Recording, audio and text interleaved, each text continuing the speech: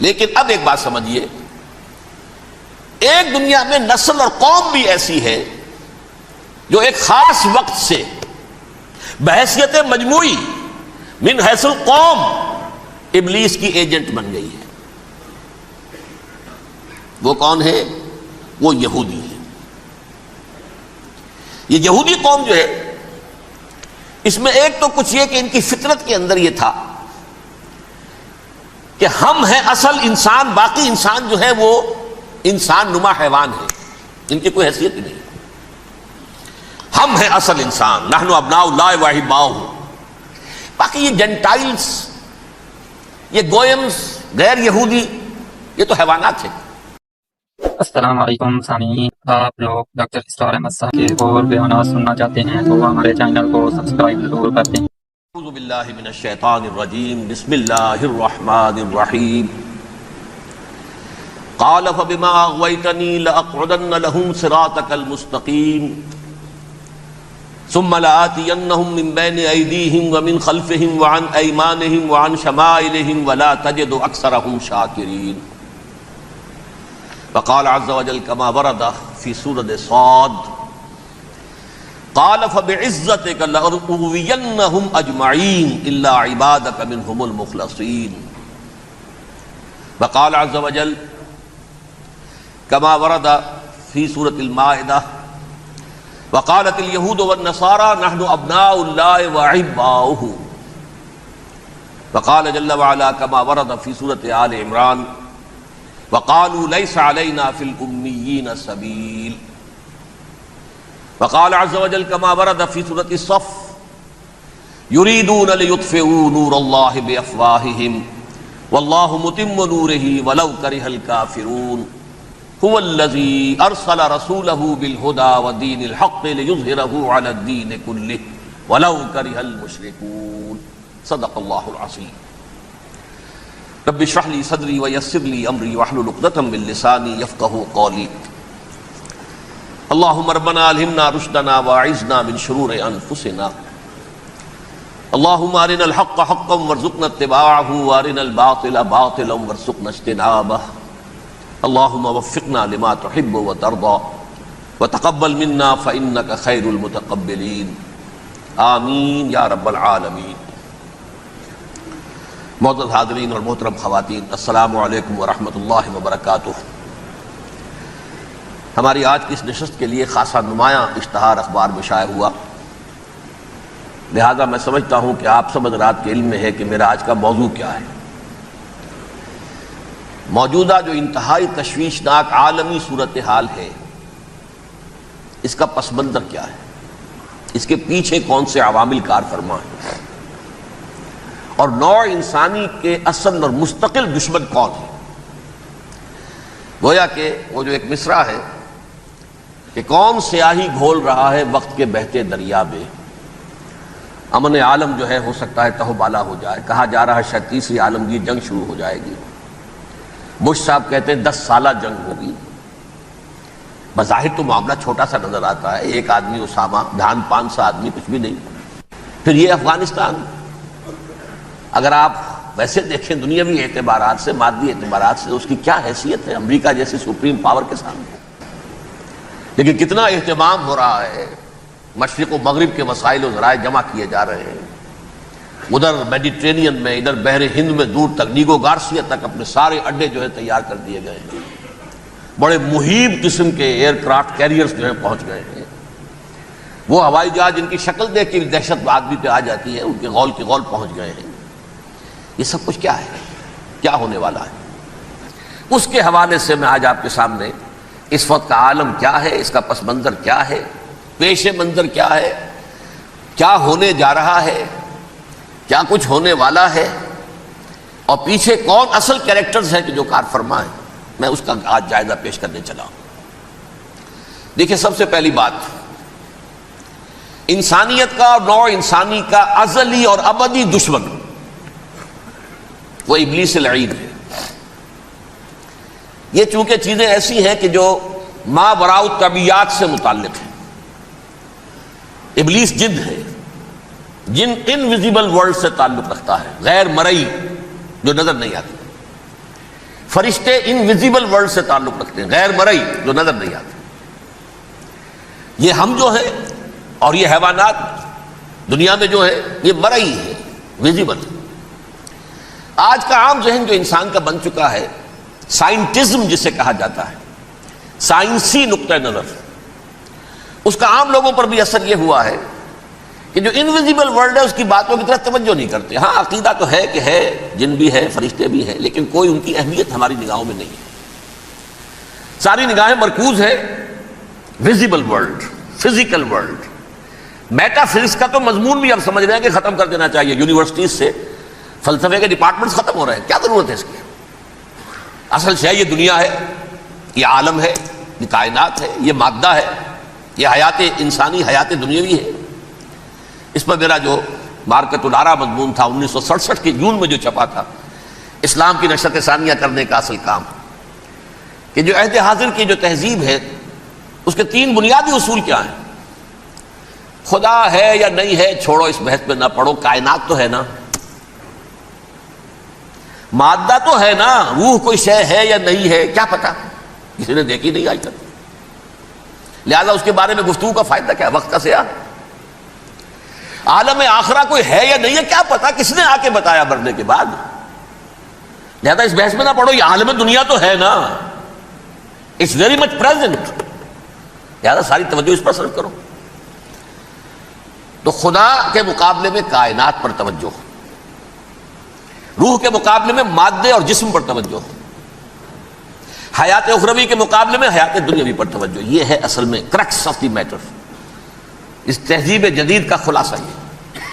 اس اعتبار سے میں کہہ رہا ہوں کہ بعض باتیں میری آپ کو ذرا ایسی لگیں گی کہ جو شاید ماحول سے کچھ زیادہ متعلق نہیں، لیکن وہ دین کی بڑی بنیادی بات ہے۔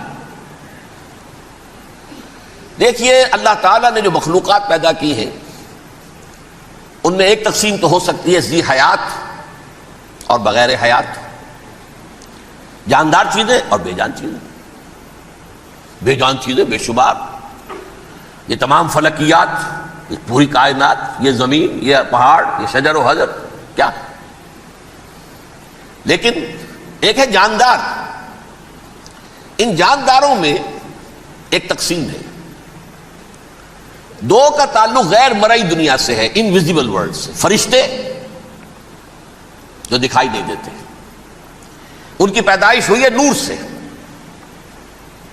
دوسرے جنات جو انسانوں سے پہلے پیدا کیے گئے، آدم سے پہلے، والجان خلقناہ من قبل من نار السموم، جنات کو تو ہم بہت پہلے پیدا کر چکے تھے آگ کی لو سے، وہ بھی نظر نہیں آتے۔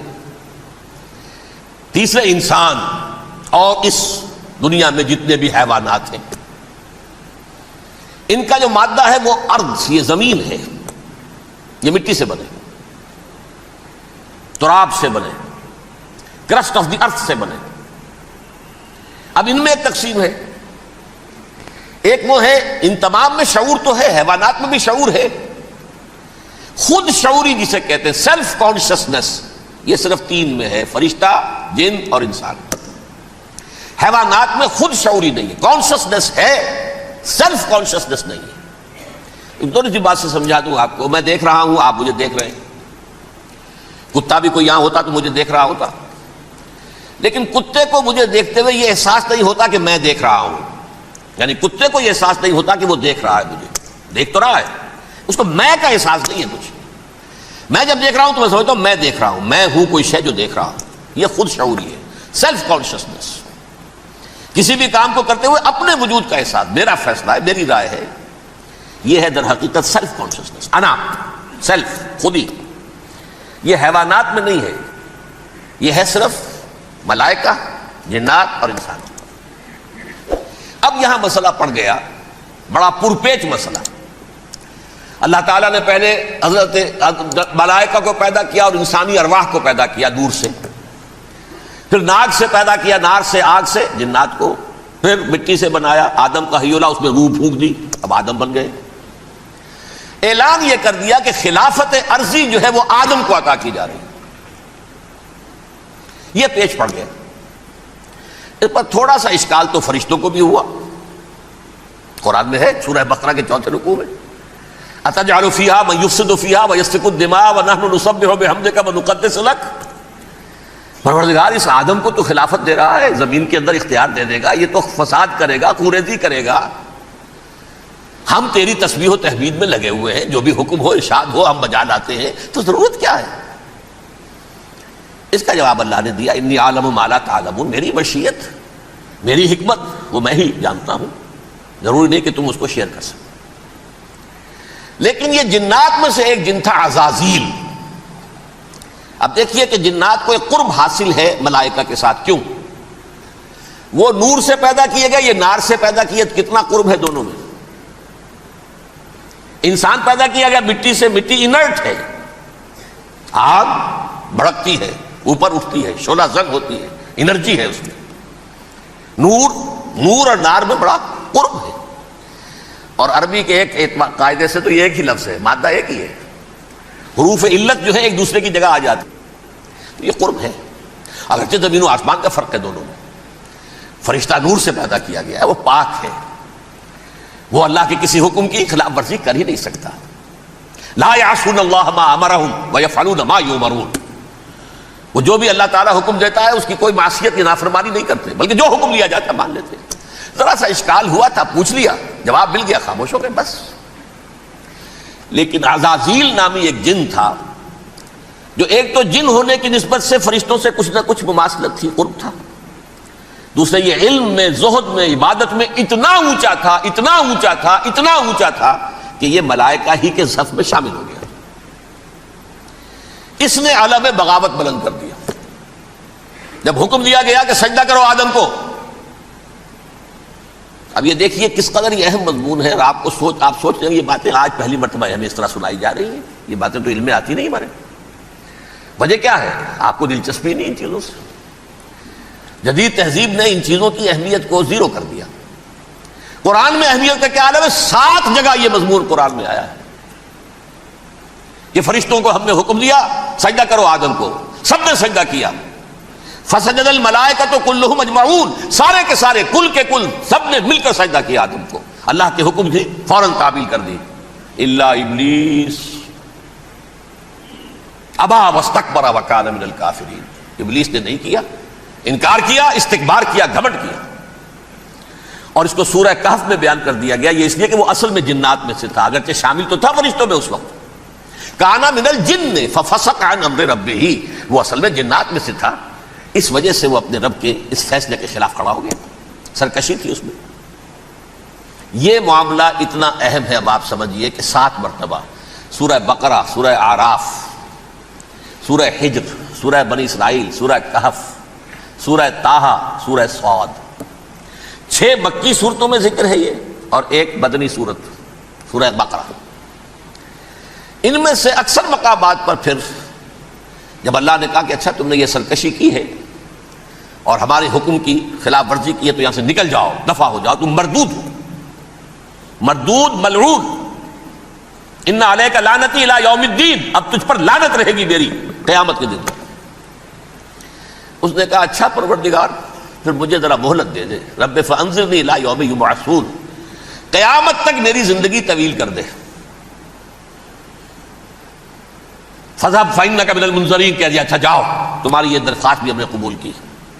انہوں نے کہا پروردگار اب میں اس آدم کو بھی گمراہ کر کے چھوڑوں گا اور آدم کی نسل کو تباہ کر کے چھوڑوں گا۔ انتہائی شدید چیلنج کے انداز میں یہ قرآن مجید میں 4-5 مرتبہ مضمون آیا ہے۔ میں نے صرف 2 جگہ سے آپ کو اس وقت کوٹ کر کے سنایا تھا۔ سورہ اعراف میں اللہ تعالیٰ فرماتے ہیں قالا، اس پر ابلیس نے کہا فبما اغویتنی، تو اے رب جو تو نے مجھے گمراہ کیا ہے، مجھے ذلیل کر دیا، مجھ پر فوقیت دے دی، اس کو انا خیر منہ، میں اس سے بہتر ہوں، خلقتنی من نار وخلقتہ من طین، بنایا تو نے مجھے آگ سے اور اس کو بنایا مٹی سے، پھر مجھ سے مطالبہ کہ میں سجدہ کروں، اور میں نے سجدہ نہیں کیا تو اب تو نے مجھے ملعون قرار دے دیا۔ قال فبما اغويتني لاقعدن لهم صراطك المستقيم، اب میں یہ نسل آدم کے لیے اس کو برباد کرنے کے لیے تیری سیدھی راہ کے اوپر گھات میں بیٹھوں گا، سیدھے راستے پر چلنے نہیں دوں گا۔ ثم لآتینہم من بین ایدیہم، پھر میں ان پر حملہ آور ہوں گا ان کے سامنے سے بھی، ومن خلفہم ان کے پیچھے سے بھی، وعن ایمانہم ان کے داہنی جانب سے بھی، وعن شمائلہم اور ان کے بائیں جانب سے بھی، ولا تجد اکثرہم شاکرین، اور تو دیکھے گا کہ ان کی اکثریت تیری شکر گزار بندوں پر مشتمل نہیں ہوگی۔ یہ چیلنج تھا، اور ایک چھوٹا سا چیلنج جو سورہ صاد میں آیا ہے، اور یہاں تو اس نے اللہ کے جلال کی قسم کھا کر کہا، قال فبعزتک لأغوینہم اجمعین، اے رب تیری عزت تیرے جلال کی قسم ہے میں ان سب کو گمراہ کر کے چھوڑوں گا، الا عبادک منہم المخلصین، سوائے ان میں سے وہ کچھ لوگ جنہیں تو خالص اپنا بندہ بنا لے، جنہیں تو اپنا بندہ بنا لے۔ مخلص، مخلص نہیں، مخلص یہ مفعول ہے، فاعل نہیں ہے، جسے تو بنا لے۔ بعض لوگوں کو اللہ چن لیتا ہے، هو اجتباکم، تمہیں چن لیا ہے، استفاء اجتباء، بس وہ بچیں گے جن کو تو اپنی خاص امان میں لے لے گا، باقی میں سب کو گمراہ کر کے چھوڑوں گا۔ یہ ہے اصل دنیا میں نوع انسانی کا ابدی دشمن، ازلی سے ابدی تک۔ اور اس میں نوٹ کیجئے کہ اس کی اصل بنیاد کیا ہوئی؟ دو لفظ، تکبر اور حسد۔ استکبرا، تکبر کیا، انا خیر منہ، میں اس سے بہتر ہوں۔ یہ ساری بس کی گانٹھ یہی ہے، سب سے بڑی گمراہی کی وجہ یہی ہے۔ اسی لیے کہا ہے حدیث میں، لن يدخل الجنہ من کان فی قلبہ مثقال حبۃ من کبر، جنت میں ہرگز وہ شخص کبھی بھی داخل نہیں ہو سکے گا جس کے دل میں رائے کے دانے کے برابر بھی کبر ہے۔ تکبر سب سے بڑا جرم ہے۔ الکبر ردائی، اللہ فرماتا ہے یہ تکبر یہ تو میری چادر ہے۔ کوئی شخص تکبر کرتا ہے تو گویا میری چادر گھسیٹ رہا ہے میرے کندھے سے۔ عرب میں کسی شخص کی توہین کرنی ہوتی تھی تو اس کی چادر گھسیٹتے تھے، ننگا کر دیا گویا کہ یہ میری ردائی ہے، الکبر ردائی، یہ میری چادر ہے، یہ جامہ مجھے زیب دیتا ہے، مجھ پر راستہ تھا۔ اور حسد، آدم کو جو برتری عطا ہو گئی اس حسد کی آگ میں وہ جل رہا ہے اور اس کا انتقام لینا چاہتا ہے۔ آدم سے بھی، آدم کو بھی گمراہ کیا، جنت سے نکلوایا، ویسے نکلنا تو انہیں تھا ہی مشیت اذن میں، لیکن فوری طور پر اللہ کے حکم کی خلاف ورزی تو کروائی نا۔ فعصى آدم ربہ فغوى، آدم نے اپنے رب کے حکم کی نافرمانی کی اور گمراہ ہوا عارضی طور پر۔ یہ دوسری بات ہے، توبہ کر لی، اللہ نے توبہ قبول فرما لی، معاف کر دیا۔ کوئی مستقل جو ہے وہ نسل انسانی پر اس گناہ کا اثر متوارث طور پر نہیں آ رہا ہے، ختم ہو چکا معاملہ، ہوا تھا ہو گیا۔ فتلقى آدم من ربہ کلمات فتاب علیہ انہ هو التواب الرحیم۔ اور توبہ کی شان یہ ہے جب وہ قبول ہو جائے اللہ کی جناب میں، کیا تائب من الذنب کمن لا ذنب لہ، گناہ سے توبہ کرنے والا ایسے ہوتا ہے جیسے اس نے کبھی گناہ کیا ہی نہیں تھا۔ لیکن بہرحال وہ گمراہ کرنے میں کامیاب ہو گیا، حضرت آدم اور حوا کو بھی۔ اور نوع انسانی کی عظیم اکثریت، عظیم اکثریت، عظیم اکثریت اس کے داؤ میں آئی ہوئی ہے نہیں۔ کتنے ہیں وہ عباد اللہ المخلصین، الا عبادک منہم المخلصین، کتنے ہیں جو واقعتاً خالصتاً اللہ کے بندے بن گئے ہوں، جنہیں اللہ نے اپنا بنا لیا، اپنا قرار دے دیا۔ اب اس کے ساتھ نوٹ کیجئے، اس ابلیس کے ساتھ ایک فوج بھی ہے جسے قرآن مجید میں کہا گیا ہے یہ اس کی پارٹی ہے، حزب الشیطان، یہ اکیلا نہیں ہے۔ ایک تو وہ عزازیل ہے، اس کی طویل ترین عمر اللہ نے دے دی، وہ تو قیامت تک رہے گا۔ باقی بھی جنات جو ہیں ان کی نسل میں سے، یا اس کی نوع میں سے، اس کی نسل میں سے، جنات کی عمریں انسانوں کی عمروں سے زیادہ ہیں، بہت زیادہ ہیں، لیکن پھر بھی اتنی نہیں ہے۔ یہ خاص ہے اس کا معاملہ کہ اس نے کہا تھا رب انظرنی الی یوم یبعثون، مجھے دے دے مہلت اس وقت تک تاکہ میں ثابت کر کے دکھا دوں کہ جسے تو نے یہ خلافت دیا یہ اس کا اہل نہیں ہے۔ Let me prove this point ولا تجد اکثرہم شاکرین، تو ان کی اکثریت کو شکر گزار نہیں پائے گا۔ وہ ابلیس جو ہے وہ ریکروٹ کرتا ہے اپنے فوجی، اول تو خود جنات میں سے جو اس کے نمبر 1 لشکری ہے۔ قرآن مجید میں اس کا اشارہ دیا گیا ہے انہو یراکم ہوا وقبیلہ من حیث لا ترونہم۔ دیکھو لوگو، اے انسانوں، وہ ابلیس لعین عزازیل اور جو اس کی قبیلے کے لوگ ہیں، جنات ہیں، وہ تمہیں وہاں سے دیکھتے ہیں اور تاکتے ہیں اور حملہ کرتے ہیں جہاں سے تم انہیں نہیں دیکھتے.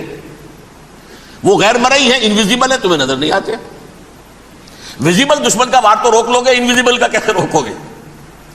انہو یراکم ہوا وقبیلہ، اکیلا ہی نہیں ہے وہ تو تمہیں تاکتا ہے، تم پر حملہ کرتا ہے، گھات میں لگ کر جو ہے تمہارے اوپر حملہ کرتا ہے، وہ بھی اور اس کے ساتھ اس کے قبیلے کے لوگ جنات بھی، من حیث لا ترونہم، جہاں سے کہ تم انہیں نہیں دیکھتے.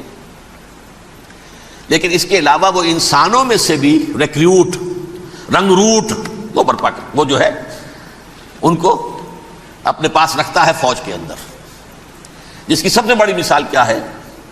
سورہ مجادلہ میں اللہ تعالیٰ نے منافق، حالانکہ وہ کون تھے؟ بظاہر حضور کا کلمہ پڑھنے والے، حضور کے پیچھے نماز پڑھنے والے، اسلام کا دعویٰ کرنے والے، ان کو اللہ فرماتا ہے اولئک حزب الشیطان الا ان حزب الشیطان هم الخاسرون، یہ شیطان کی پارٹی کے لوگ ہیں. وہاں مقابلے میں آیا ہے اولئک حزب اللہ الا ان حزب اللہ هم المفلحون. یہ دو پارٹیاں ہیں، حزب اللہ اللہ کی پارٹی جو اس کے مخلص بندے ہیں، وہ اللہ کی پارٹی، اور جو شیطان کے مرید بن گئے اس کے ہاتھ پر بیعت کر لی، لہذا وہ اس شیطان کی پارٹی کے لوگ ہیں، چاہے وہ انسان ہو چاہے جن ہو.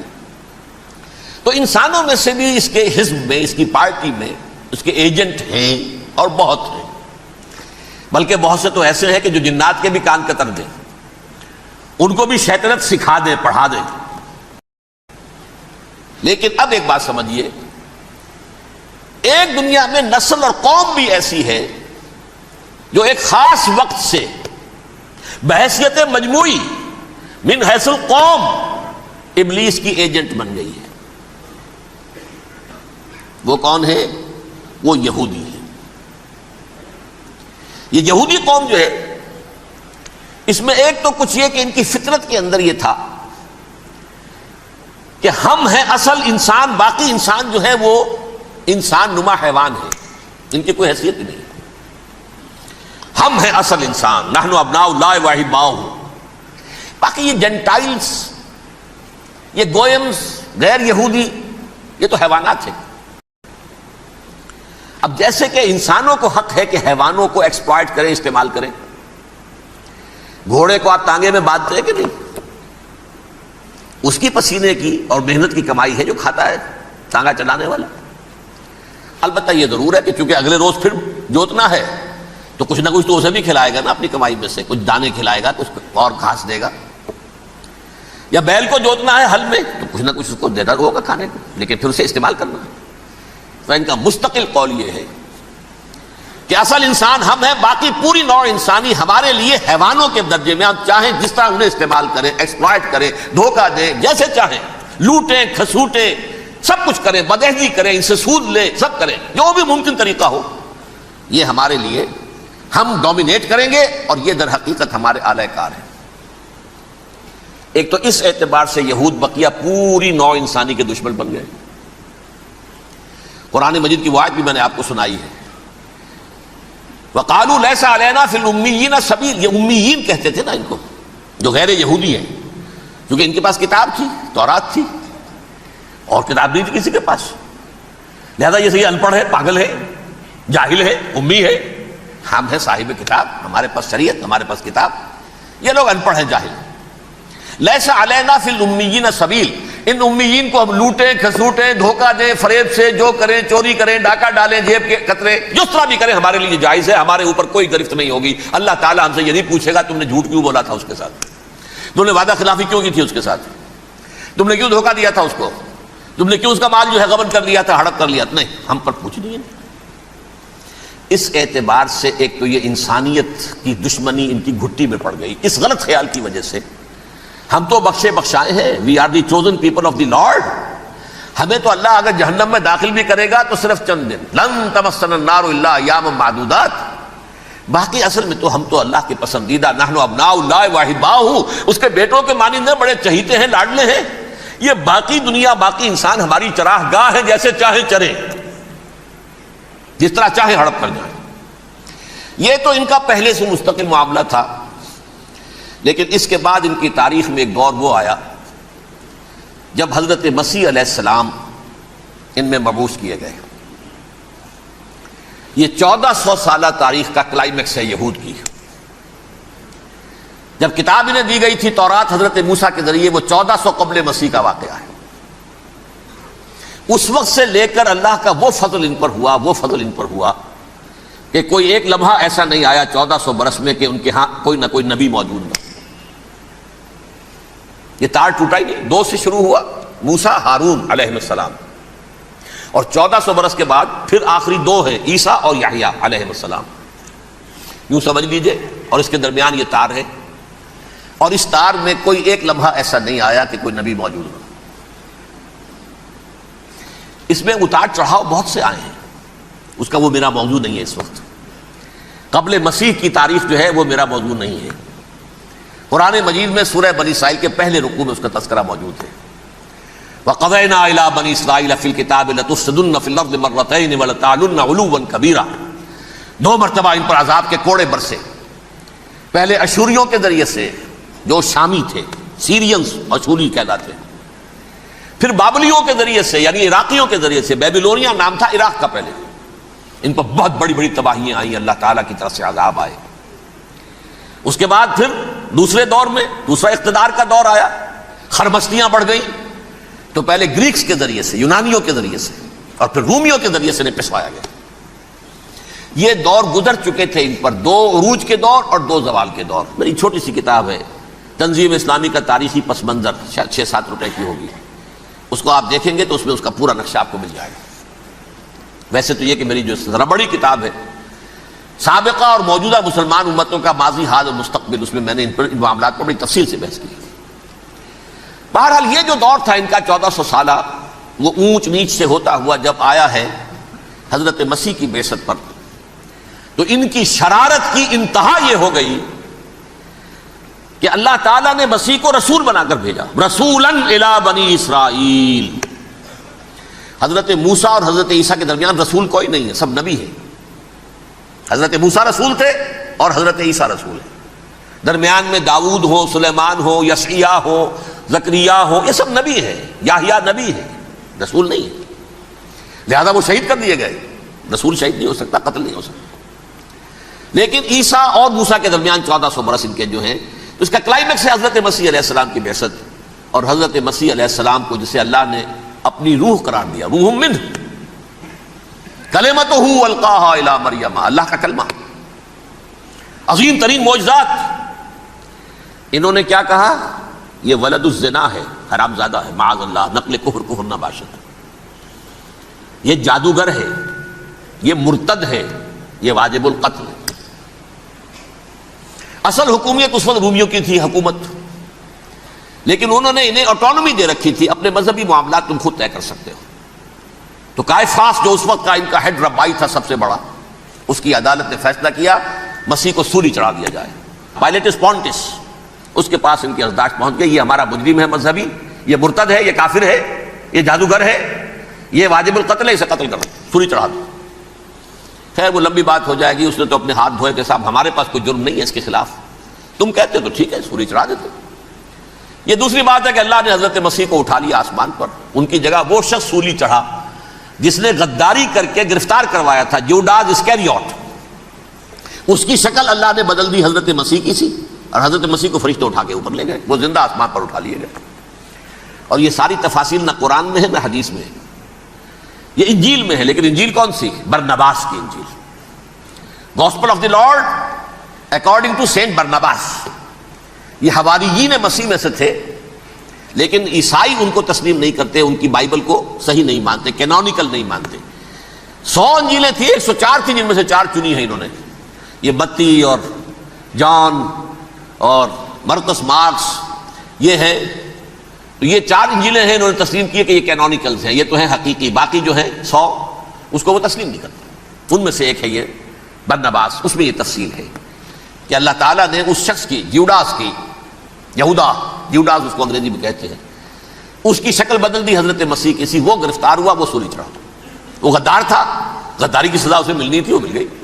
حضرت مسیح کو فرشتے 4 اٹھ رہے ہیں. جس کوٹڑی میں حضرت مسیح مقیم تھے، ایک باغ کے اندر وہ کوش تھے، اس کی چھت پھٹی ہے، 4 فرشتے آئے ہیں، حضرت مسیح کو اٹھا کر لے گئے ہیں، چھت برابر ہو گئی ہے، اس کے بعد وہ شخص پکڑا گیا۔ بہرحال حضرت مسیح کو اللہ نے اٹھا لیا آسمان۔ لیکن وہ دن ہے کہ اس قوم کو اب مغضوب علیہم قرار دے دیا گیا۔ نوٹ کر لیجیے، اصل میں تو ہونا یہ چاہیے تھا کہ رسول کی جان کے در پہ جب کوئی امت ہو جاتی تھی تو اللہ کا قاعدہ یہ تھا کہ اس امت کو نسیہ منسیہ کر دیا جائے۔ حضرت نوح کی قوم کو ختم کیا یا نہیں؟ حضرت ہود کی نگاہوں کے سامنے قوم عاد برباد کی گئی یا نہیں؟ حضرت صالح کی نگاہوں کے سامنے قوم سمود برباد ہوئی؟ یہ اللہ کا قاعدہ رہا۔ سدوم اور عمورہ کی بستیاں حضرت لوط علیہ السلام جہاں بھیجے گئے، مدین کا علاقہ جہاں حضرت شعیب بھیجے گئے، آل فرعون جن کی طرف موسیٰ کو بھیجا گیا، سب ہلاک کر دیے گئے۔ کیونکہ رسولوں کے بارے میں اللہ کا نبیوں کے بارے میں یہ بات نہیں ہے۔ نبی آیا، اس نے دعوت دی، جس نے مان لیا اچھا کیا، اپنے لیے اچھا کیا، نہیں مانا اس کی اپنی جو ہے آپت برباد ہو گئی۔ دنیا میں کوئی فیصلہ اس کا نہیں ہوتا، لیکن رسولوں کا معاملہ یہ ہوتا ہے کہ دنیا میں وہ اللہ کی عدالت بن کر آتے ہیں، مانو گے تو بچو گے، نہیں مانو گے ہلاک ہو جاؤ۔ تو اس اعتبار سے وہ مستحق تو ہو چکے تھے اس کے کہ انہیں ہلاک کر دیا جائے۔ اب اللہ کی کوئی خصوصی مشیت ہے، اس میں کیا حکمت ہے، وہ ہے ایک حکمت، میں بعد میں اگر وقت ہوا تو بتاؤں گا۔ فیصلہ یہ کیا اللہ نے کہ حضرت مسیح کو تو اٹھا لیا زندہ، اور ان کی رسی ابھی مزید دراز کر دی کہ ان کو ابھی مہلت دے دی کہ تمہیں آخری استیصال، جس کو عذاب اکبر کہتا ہے قرآن، سورہ سجدہ جو حضور ہر جمعے کی پہلی رکعت میں فجر میں پڑھتے تھے، وَلَنُذِيقَنَّهُم مِّنَ الْعَذَابِ الْأَدْنَىٰ دُونَ الْعَذَابِ الْأَكْبَرِ لَعَلَّهُمْ يَرْجِعُونَ۔ چھوٹے چھوٹے عذاب اور ایک بڑا عذاب، جبکہ قوم بالکل برباد، نسیم منسیہ، کأن لم یغنوا فیہا، ایسے ہو جائیں جیسے کوئی تھے ہی نہیں آباد یہاں۔ لا یرا الا مساکنہم، اب ان کے مسکن نظر آتے، مکین نظر نہیں آتے۔ یہ عذاب اکبر جو ہے وہ ان پر نہیں آیا، حالانکہ وہ مستحق ہو گئے تھے اسی وقت۔ اس کو یوں سمجھیے کہ کسی شخص کو پھانسی کا حکم تو ہو جائے، ایگزیکیوشن نہیں ہوتا ہے، کئی سال گزر جاتے ہیں پڑے ہوئے، اور معاملات جو ہیں وہ چلتے رہتے ہیں۔ یہ معاملہ ہوا اس کے ساتھ، ورنہ یہ مستحق ہو چکے تھے آخری بربادی تباہی کے، عذاب استیصال، جڑ سے کاٹ دینے والا عذاب، وہ آ سکتا تھا ان پر اسی وقت، لیکن اللہ نے ان کی مہلت دراز کی ہے۔ لیکن اس کے بعد اللہ نے ان کو ایک اور موقع دیا۔ 600 برس بعد حضرت مسیح کے محمد الرسول اللہ صلی اللہ علیہ وسلم کی بعثت ہوئی، اور یہ میں سمجھتا ہوں کہ اس قوم پر اللہ کا اتنا بڑا فضل تھا، اتنا بڑا فضل تھا، اتنا بڑا فضل تھا۔ اب پھر ایک موقع دیا، عسیٰ ربکم ان یرحمکم وان عدتم عدنا، دیکھو اب بھی تمہیں ہم ایک موقع دے رہے ہیں، تمہارا رب تمہارے اوپر اب بھی فضل کرنے کو تیار ہے، رحم فرمانے کو تیار ہے۔ ان ھذا القرآن یہدی للتی ہی اقوم، اس قرآن کے سائے میں آ جاؤ، یہ شاہدرا ہے ہدایت میں آنے کا، اس میں داخل ہو جاؤ، محمد کی تصدیق کرو صلی اللہ علیہ وسلم، دامن محمدی میں آ جاؤ، اب بھی ہم تمہارے گناہ بخش دیں۔ لیکن نہیں، اس قوم نے حضرت محمد صلی اللہ علیہ وسلم کی دشمنی کی کمر کس لی، اور اب یوں سمجھیے اس تاریخ سے لے کر آج تک یہ گٹھ جوڑ ہے۔ ظاہر بات ہے کہ ابلیس کا بھی اصل دشمن اب کون ہے، یا ہدف کون ہے، ٹارگٹ کون ہے؟ جنہوں نے محمد کو نہیں مانا صلی اللہ، وہ تو ہے ہی جہنمی، ان پر کوئی اور محنت کرنے کی ضرورت کیا ہے؟ سمجھ گئے میری بات؟ حضور کی بعثت کے بعد جنہیں حضور کو رد کر دیا، ان پر ایمان نہیں لائے، وہ کون ہے؟ کافر، وہ جہنمی ہے ہی ہے۔ لہذا اس کے اوپر کوئی محنت صرف کرنے کی ابلیس کو ضرورت نہیں، اس کا اصل ٹارگٹ امت محمد ہے صلی اللہ علیہ وسلم۔ وہ ساری نوع انسانی کی دشمنی اب آ کر مرکوز ہو گئی ہے امت محمد صلی اللہ علیہ وسلم کی دشمنی پر۔ اور اسی طرح یہود کا معاملہ، اگرچہ ویسے پوری نوع انسانی کے دشمن ہیں، انہیں حیوان سمجھتے، ان کی جان مال اپنے لیے مباح سمجھتے ہیں، جس طرح چاہیں لوٹے کھسوٹے کھائیں پیے انہیں، لیکن اب ان کی بھی دشمنی کا سب سے بڑا مرکز امت محمد۔ کیوں؟ وہی تکبر اور حسد، وہی بیماریاں۔ انہیں تکبر یہ ہو گیا تھا کہ 2000 سال سے یہ نبوت ہماری میراث، ہماری جاگیر، بنو اسرائیل کے اندر سینکڑوں نبی آئے، 3 کتابیں اللہ نے ہمیں عطا کی، یہ کہاں سے آ گیا محمد صلی اللہ علیہ وسلم؟ معاذ اللہ ثم معاذ اللہ، یہ امیین میں سے، یہ جنٹائلز میں سے، یہ گوئنز میں سے، یہ حقیر ان پڑھ، کہاں ہم کہاں یہ نہیں تسلیم کریں گے۔ حالانکہ قرآن کہتا ہے یعرفونہ کما یعرفون ابناہم، ان کے علماء ایسے پہچانتے تھے حضور کو جیسے اپنے بیٹوں کو پہچانتے کہ یہ آخری نبی ہے، لیکن تکبر اور حسد کی آگ میں جل اٹھے۔ اب ان کے بھی دشمنی کس سے ہے؟ محمد اور امت محمد صلی اللہ علیہ وسلم۔ یہ گٹھ جوڑ ہے۔ اب دیکھیے یہ ہے میری گفتگو کا اب تک کی گفتگو کا حاصل، یہ گٹھ جوڑ، ایک غیر مرئی دنیا، انویزیبل دنیا کا ابلیس لعین اور جنات میں سے اس کے لشکری فوج، انسانوں میں سے ویسے تو اور بھی بہت جگہ اس کے ایجنٹ ہیں، مسلمانوں میں بھی ہے، لیکن بحیثیت قوم، بحیثیت مجموعی، ایک پوری قوم، ایک پوری نسل جو ہے اس کے ساتھ گٹھ جوڑ ہے۔ ان دونوں کی گٹھ جوڑی کے ساتھ یہ دشمن دون ہیں انسانیت کے، پہلا دشمن ابلیس لعین، عزازیل لعین، اور دوسرے دشمن یہود ملعون۔ اب میں آپ کو ذرا اس جو انسانوں میں سے انسان دشمنی کا جن کا سب سے بڑا رول ہے، میں ان کی 2000 سالہ تاریخ کا آپ کے سامنے نقشہ رکھنا چاہتا ہوں۔ ان 1400 سال کا تو میں نے صرف 4 آپ کو پوائنٹس بتائے۔ موسیٰ سے عیسیٰ تک 1400 برس علیہ الصلوۃ والسلام، 2 مرتبہ عروج، 2 مرتبہ زوال، اشیریوں کے ہاتھوں پٹوائی، بابلیوں کے ہاتھوں پٹانا، گریکس کے ہاتھوں مرمت، رومنس کے ہاتھوں مرمت۔ یہ جو 2000 سال ہیں، کیونکہ اب تو ظاہر بات ہے 21ویں صدی شروع ہو گئی، 20 صدیاں حضرت مسیح کو پوری ہو گئی۔ پہلی بات نوٹ کیجئے، حضرت مسیح کی پیدائش ہے سن 1 قبل مسیح۔ یہ نقطہ آپ نے کبھی سنا ہے یا نہیں؟ جب ملینیم کا سلسلہ شروع ہوا تھا پچھلے سال تو میں نے بیان کر دیا تھا کہ ایک عجیب حساب کے اندر انہوں نے غلطی کی ہوئی ہے۔ حضرت مسیح کی پیدائش ہوئی 25 دسمبر کو، سن انہوں نے شروع کر دیا، اس کے بعد جنوری آئی تو پہلا سال شروع ہو گیا۔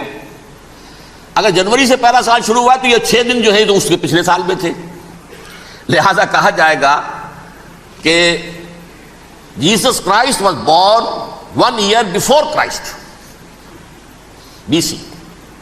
تو 1 قبل مسیح میں حضرت مسیح کی پیدائش ہوئی۔ یہ آخری اسرائیلی نبی اور رسول۔ یہودی علماء کی مخالفت، دشمنی، سولی پر چڑھوا دینا میں بیان کر چکا ہوں۔ سن 33 عیسوی میں جبکہ حضرت مسیح کی عمر 33 برس تھی، اللہ تعالیٰ نے انہیں زندہ آسمان پر اٹھا لیا، لیکن یہودیوں نے اپنے خیال کے مطابق انہیں سولی پر چڑھوا دیا، ان کی موت واقع ہو گئی۔ اگرچہ اس کے بعد یہ اختلاف ہے ان میں، یہودی کہتے ہیں وہ سولی پر چڑھ گیا، ختم ہوا، مر گیا، عیسائی کہتے ہیں نہیں، انتقال ہوا ہے مسیح کا صلیب پر، لیکن پھر وہ دوبارہ زندہ ہو گئے ہیں۔ ان کی لاش ایک غار میں رکھ دی گئی تھی، وہاں ریزریکشن ہو گیا، ان کا باعث بعد الموت وہی ہو گیا، اور پھر انہیں اللہ نے زندہ آسمان پر اٹھا لیا۔ تو ہمارے اور عیسائیوں کے درمیان نوٹ کر لیجئے، یہ چیز مشترک ہے کہ حضرت مسیح آسمان پر زندہ اٹھائے گئے۔ فرق کیا ہے؟ وہ سمجھتے ہیں کہ سولی دیے گئے، سولی پر مرے، پھر زندہ ہوئے، پھر گئے۔ ہم سمجھتے ہیں کہ نہیں، وما صلبوہ وما قتلوہ، انہوں نے نہ صلیب دے سکے انہیں اور نہ انہیں قتل کر سکے، بل رفع اللہ الیہ، اللہ نے اٹھا لیا۔ پھر ہمارا اور یہ اس کا عیسائیوں کا ایک اور اتفاق ہے، سیکنڈ کمنگ آف جیسس، حضرت مسیح دوبارہ آئیں گے، یہ عیسائیوں کا بھی عقیدہ ہے اور ہمارا بھی۔ بہرحال تو جیسا کہ میں نے عرض کیا کہ اس وقت یہ عذاب استیصال، عذاب اکبر کے مستحق ہو چکے تھے، لیکن اللہ نے ان کی مدت دراز کی ہے، لیکن ان پر دنیاوی عذاب کا ایک کوڑا جو ہے اللہ تعالیٰ کی طرف سے اسی وقت برسا، دنیاوی عذاب دنیا میں رہتے ہوئے ختم نہیں کیا گیا۔ 37 برس بعد حضرت مسیح کے رفع سماوی کے 37 برس بعد سن 70 میں یہودیوں نے بغاوت کی رومیوں کے خلاف، رومی ٹائٹس جنرل تھا ایک، اس نے پھر جو حملہ کیا ہے، 1,33,000 یہودی ایک دن میں قتل کیا یروشلم میں، اور ہیکل سلیمانی گرا دیا۔ وہ ہیکل پہلے بھی گرا تھا، پہلے 1400 سال کے دوران میں بھی نبوکدنضر نے گرایا تھا، لیکن پھر اس کے 150 سال بعد انہوں نے دوبارہ بنا لیا تھا، اس لیے وہ اسے سیکنڈ ٹیمپل کہتے ہیں۔ پہلا ٹیمپل جو حضرت سلیمان نے بنایا تھا، نبوکدنضر نے گرا دیا 587 قبل مسیح میں، پھر دوبارہ انہوں نے 150 سال کے بعد بنا لیا۔ وہ اس تاریخ کا حصہ ہے، میں نے جس کے بارے میں آپ کو تفصیل نہیں بتائی۔ اس میں یہ ہوا سن 70 میں وہ گرا دیا گیا، وہ آج تک گرا پڑا ہوا ہے۔ نمبر 2 یہ کہہ دیا گیا کہ یہودیوں اس ارض فلسطین سے نکل جاؤ، تم یہاں نہیں رہ سکتے اب۔ لہذا جس کا جہاں سینگ سمایا چلا گیا، یورپ میں چلے گئے، ایشیا میں آ گئے، عرب میں آ گئے یہ 3 قبیلے جو رات بھی میں نے عرض کیا تھا، بنو قینقاع، بنو نذیر اور بنو قریظہ، یہ وہاں سے آ کے مدینے میں آباد ہو گئے۔ جس کا جہاں سینگ سمایا، افریقہ میں، ہندوستان میں، جہاں چلے گئے۔ ڈایاسپورا اسے کہتے ہیں، وہ آپ نوٹ کر لیجیے اس لفظ کو، ڈایاسپورا، ہمارا دور انتشار، جبکہ ہمیں ہماری اصل سرزمین تو فلسطین ہے، حضرت ابراہیم کا مسکن، حضرت اسحاق، حضرت یعقوب کا مسکن فلسطین، یہ ہے ہماری اصل جاگیر، یہ تو ہماری جدی پشتی جاگیر ہے۔ لیکن یہاں سے نکال دیے گئے سن 70 عیسوی میں، اور وہاں سے لے کے 1917 تک ان کا ڈایاسپورا جاری رہا۔ یہ دور انتشار ہے۔ اس دور انتشار کے اب چند حصے ہیں جس کو میں چاہتا ہوں کہ آپ علیحدہ علیحدہ سمجھ لیں۔ دور انتشار کا جو پہلا جو ہے تقریباً 300 برس، رومی حکمران تھے، وہ یہودیوں کے بھی دشمن تھے اور عیسائیوں کے بھی دشمن تھے۔ عیسائی اور یہودی ایک دوسرے کے بھی دشمن تھے، لیکن رومی سمجھتے تھے کہ یہ ایک ہی تھیلی کے چٹے بٹے ہیں۔ رومیوں کے نزدیک عیسائی بھی یہودیوں ہی کا ایک فرقہ تھے، کوئی علیحدہ مذہب تو تھا ہی نہیں۔ لہذا رومی جو ہیں رومنز، وہ ان دونوں کو ستاتے تھے، مارتے تھے، اور یہ آپس میں لڑتے تھے۔ یہودی عیسائیوں کو مارتے تھے، عیسائی یہودیوں کو مارتے تھے۔ یہ ہے 300 برس تک کی تاریخ۔ سن 300 عیسوی میں کیا ہوا؟ ایک معجزہ ہو گیا۔ بہت عظیم ایمپرر کانسٹینٹائن، قسطنطین اعظم، رومن ایمپررز میں سے بہت بڑا ایمپرر، وہ عیسائی ہو گئے۔ اب تو معاملہ بالکل تلپٹ ہو گیا، پوری سلطنت عیسائی ہو گئی۔ اب عیسائیوں کے عیش ہو گئے اور یہودیوں پہ مار پڑنی شروع ہوئی۔ اب عیسائیوں کا آپ خود سوچئے کہ جنہیں وہ خدا بنا بیٹھے ہیں، خدا کا بیٹا قرار دے رہے ہیں، ان کے قاتل کون؟ یہودی، بدماش۔ لہذا ان کی وہ پٹائی شروع ہوئی ہے یورپ میں، پوری رومن امپائر میں، انہیں ذلیل کیا گیا، شہروں میں آمد بند، علیحدہ رہو، گھیٹوز کے اندر رہو۔ یہودی کا نام جو ہے وہ گالی بن گیا، جیسے آج بھی یہودی گالی کہتے ہیں، جیسے خنزیر کا لفظ، آخر وہ بھی اللہ کی مخلوق ہے، لیکن آپ کو معلوم ہے کوئی شخص زبان پر نام نہیں لانا چاہتا خنزیر کا، سور کا، ہے تو مخلوق، وہ بھی ایک حیوان ہے۔ ایسے ہی یہ ہے یہودی، یہودی گالی، جیو گیوٹ گالی۔ لہذا ایک طرف تو ان دونوں کے درمیان دشمنی، جس کو قرآن کہتا ہے وَأَغْرَيْنَا بَيْنَهُمُ الْعَدَاوَةَ وَالْبَغْضَاءَ، ہم نے ان کے مابین دشمنی جو ہے پیدا کر دی۔ اور جب یہ پوری سلطنت عیسائی ہو گئی تو قافیہ تنگ ہو گیا یہودیوں کا۔ اب آئیے 571 عیسوی، یعنی جبکہ ڈایاسپورا کو کتنا عرصہ ہو چکا تھا؟ 500 برس۔ سن 70 سے شروع ہوا نا ڈایاسپورا، جب ٹائٹس نے گرایا ہے ہیکل کو اور نکال باہر کیا انہیں فلسطین سے، بھاگ جاؤ، یہاں ایک یہودی بھی نہیں رہے گا، فلسطین سے نکال دیے گئے۔ اس کے پورے 500 برس بعد سن 571 عیسوی میں حضور کی پیدائش ہوئی، ولادت باسعادت محمد رسول اللہ صلی اللہ علیہ وسلم۔ 610 میں آپ پر وحی کا آغاز ہوا، لیکن حضور کے ساتھ ان کا معاملہ کیا رہا؟ اول تو جبکہ حضور ابھی مکے ہی میں تھے، یہودیوں نے ریشہ دوانیاں شروع کر دی حضور کے خلاف۔ قریش مکہ کو سکھاتے تھے، پڑھاتے تھے، ان سے یہ پوچھو، ان سے یہ پوچھو، انہیں اس طرح تنگ کرو، ان سے یہ امتحان لو، یہ آپ کے علم میں ہے۔ سورہ بنی اسرائیل میں، سورہ کہف میں وہ سوالات، جو امتحانی سوالات آئے تھے، ذوالقرنین کون تھا، اصحاب کہف کون تھے، رسول بنے پھرتے ہو تو بتاؤ، اور یہ روح کی حقیقت کیا بتاؤ۔ یہ ساری ریشہ دوانیاں کر رہے تھے بیٹھے ہوئے، ابھی وہیں پر حضور ابھی پہنچے بھی نہیں۔ ہجرت فرما کر حضور تشریف لے آئے تو حضور نے، جسے ماسٹر سٹروک کہا جائے گا، یعنی اسٹیٹس مین شپ کا ماسٹر سٹروک، آپ نے مدینے میں آتے یہودیوں کے ساتھ پیکٹ کر دیا، جوائنٹ ڈیفنس پیکٹ آف مدینہ، کہ اگر مکے والے ہم پر حملہ کریں گے تو ہم مل جل کر ایک قوم کی حیثیت سے مقابلہ کریں گے۔ یہ میثاق مدینہ کہلاتا ہے، جس کے بہت غلط معنی پہنائے جا رہے ہیں آج کل۔ بہرحال میں موضوع میرا چونکہ یہ نہیں، میں ادھر نہیں جاؤں گا۔ لیکن ہوا کیا؟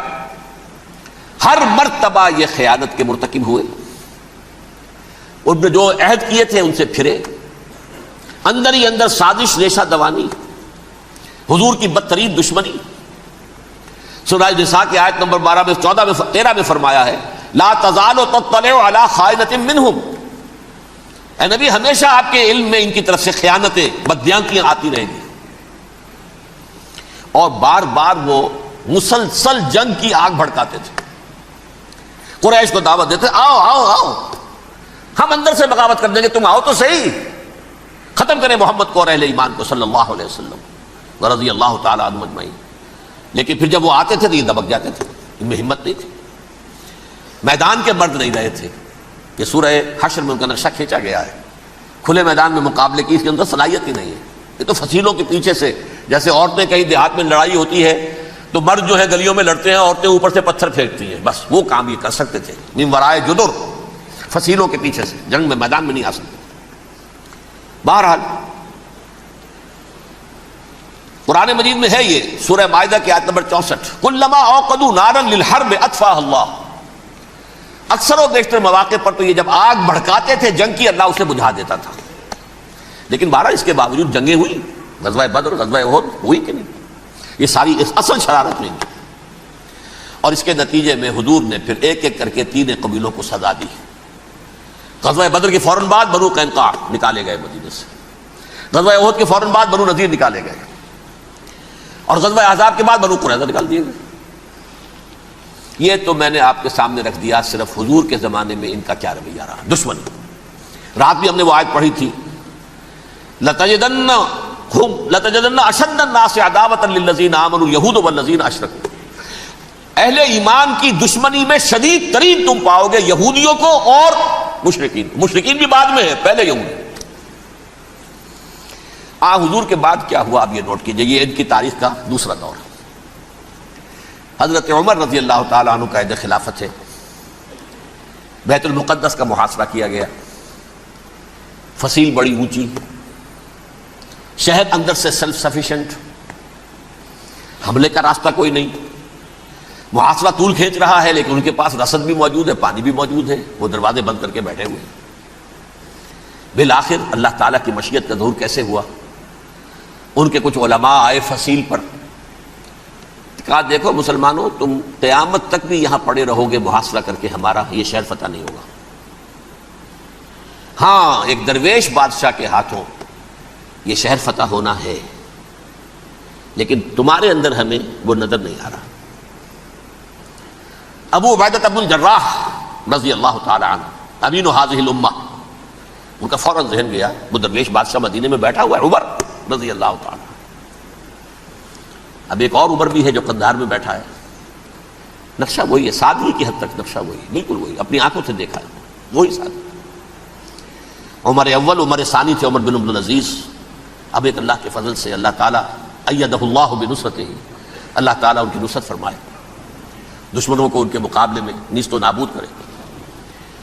انہوں نے ریکویسٹ بھیج دی کہ حضور تشریف لائیے، یہ شہر فتح ہو جائے گا. وہ ہے سفر تاریخی، اتنا طویل سفر، تقریباً 700 میل، ایک اونٹ، ایک خادم، ایک منزل میں امیر المومنین اوپر بیٹھے، خادم آگے چل رہا ہے، اگلی منزل پہ خادم اوپر بیٹھا ہے، امیر المومنین آگے جا رہے ہیں.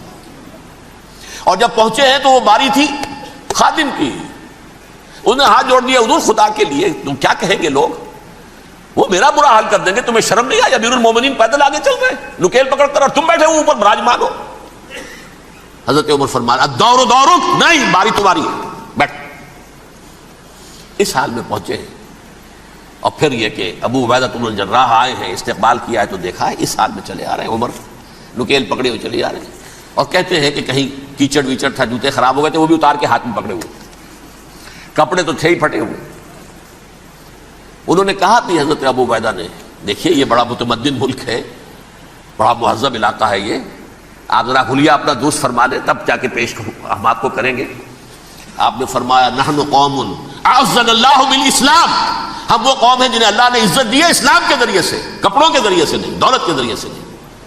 اسی حال میں گئے ہیں. اوپر سے انہوں نے کھڑے ہو کر نشانیاں دیکھی ہیں، اپنی کتابیں کھولی، ہاں یہ وہی ہے. اچھا لو جی سرنڈر، شہر تمہارے ہاتھ میں. خون کا ایک قطرہ نہیں بہا اور بیت المقدس فتح ہو گیا. لیکن اس وقت حضرت عمر نے ایک نرمی یہ کی کہ یہودیوں کے لیے بھی اسے اوپن سٹی قرار دے دیا. یہ احسان عظیم حضرت عمر کا. اس سے پہلے یہودی آ ہی نہیں سکتا تھا، داخل ہی نہیں ہو سکتا تھا، وہاں وہ آ کر وزٹ نہیں کر سکتا تھا، زیارت نہیں کر سکتا تھا اپنے مقدس مقامات کی. حضرت عمر نے یوں سمجھیے کہ تقریباً 550 برس کے بعد ان کے لیے راستہ کھولا ہے کہ ہاں تم آ سکتے ہو، زیارت کر سکتے ہو. لیکن یہ عیسائیوں نے لکھوایا معاہدے کے اندر، انہیں یہاں آپ آباد ہونے کی اجازت نہیں دیں گے، لیکن کم وزٹ دی پلیسز، دیکھیں زیارتیں کریں اور جائیں.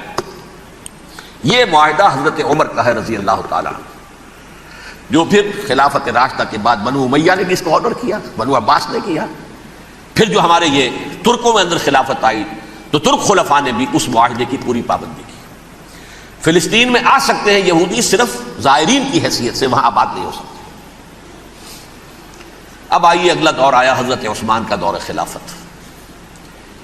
یہ ہے وہ وقت کہ اب یہود نے امت مسلمہ کی پیٹھ میں چھرا گھونپا. وہ کیسے؟ ایک یہودی عبداللہ ابن سبا اسلام کا لبادہ اوڑھ کر آ گیا، معاشرے کا جائزہ لے لیا. ان میں بنو ہاشم اور بنو امیہ میں جو پرانی کشاکش تھی اس کے کچھ نہ کچھ جراثیم باقی ہیں. اگر ان کو ذرا بھڑکا دے تو مسلمانوں میں انتشار پیدا ہو جائے. کہا یہ عثمان کون ہے؟ یہ تو بنو امیہ میں سے ہے، یہ حق تو بنو ہاشم کا ہے، خلافت ان کے پاس ہونی چاہیے، محمد کے تو رشتہ دار وہ ہے صلی اللہ علیہ وسلم. عوام الناس کے اندر بات پھیلنی شروع ہوئی.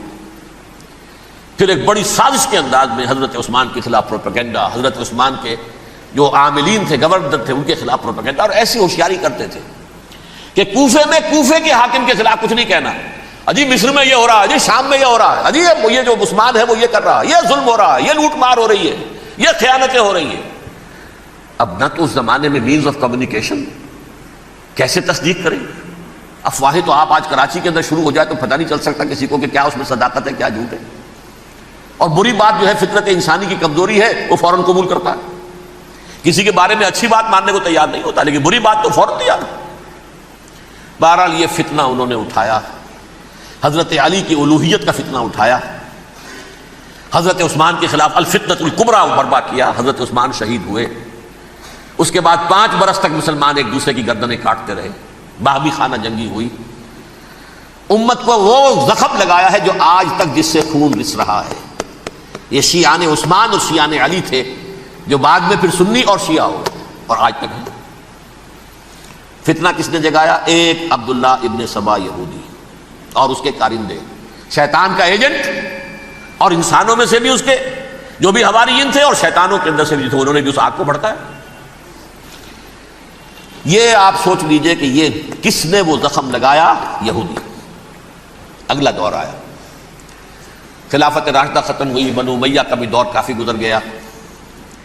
طارق ابن زیاد 712 عیسوی میں حملہ کرتے ہیں اسپین پر. اسپین اس وقت عیسائیت کا بہت بڑا گڑھ، بڑے کٹر ترین عیسائی جو ہے وہ اسپین میں تھے. لہذا یہودیوں کی وہاں بہت پٹائی ہوتی تھی، بہت پٹائی ہوئی. میں بتا چکا ہوں، دشمنی تھی ان کی تو چلی آ رہی تھی عیسائیوں کے ہاتھوں یہودیوں کی. وہ تو سن 300 عیسوی سے ایمپرر کانسٹنٹائن کے بعد سے شروع ہو گئی تھی. اس حوالے سے یہودیوں نے اس وقت چالاکی یہ برتی، کچھ راستے واسطے بتائے، کچھ مدد کی طارق ابن زیاد کی. طارق ابن زیاد نے انہیں اپنا محسن سمجھا. ہسپانیہ فتح ہو گیا تو یہودی چونکہ محسنین کی فہرست میں آ چکے تھے، انہیں بہت اقتدار نصیب ہوا،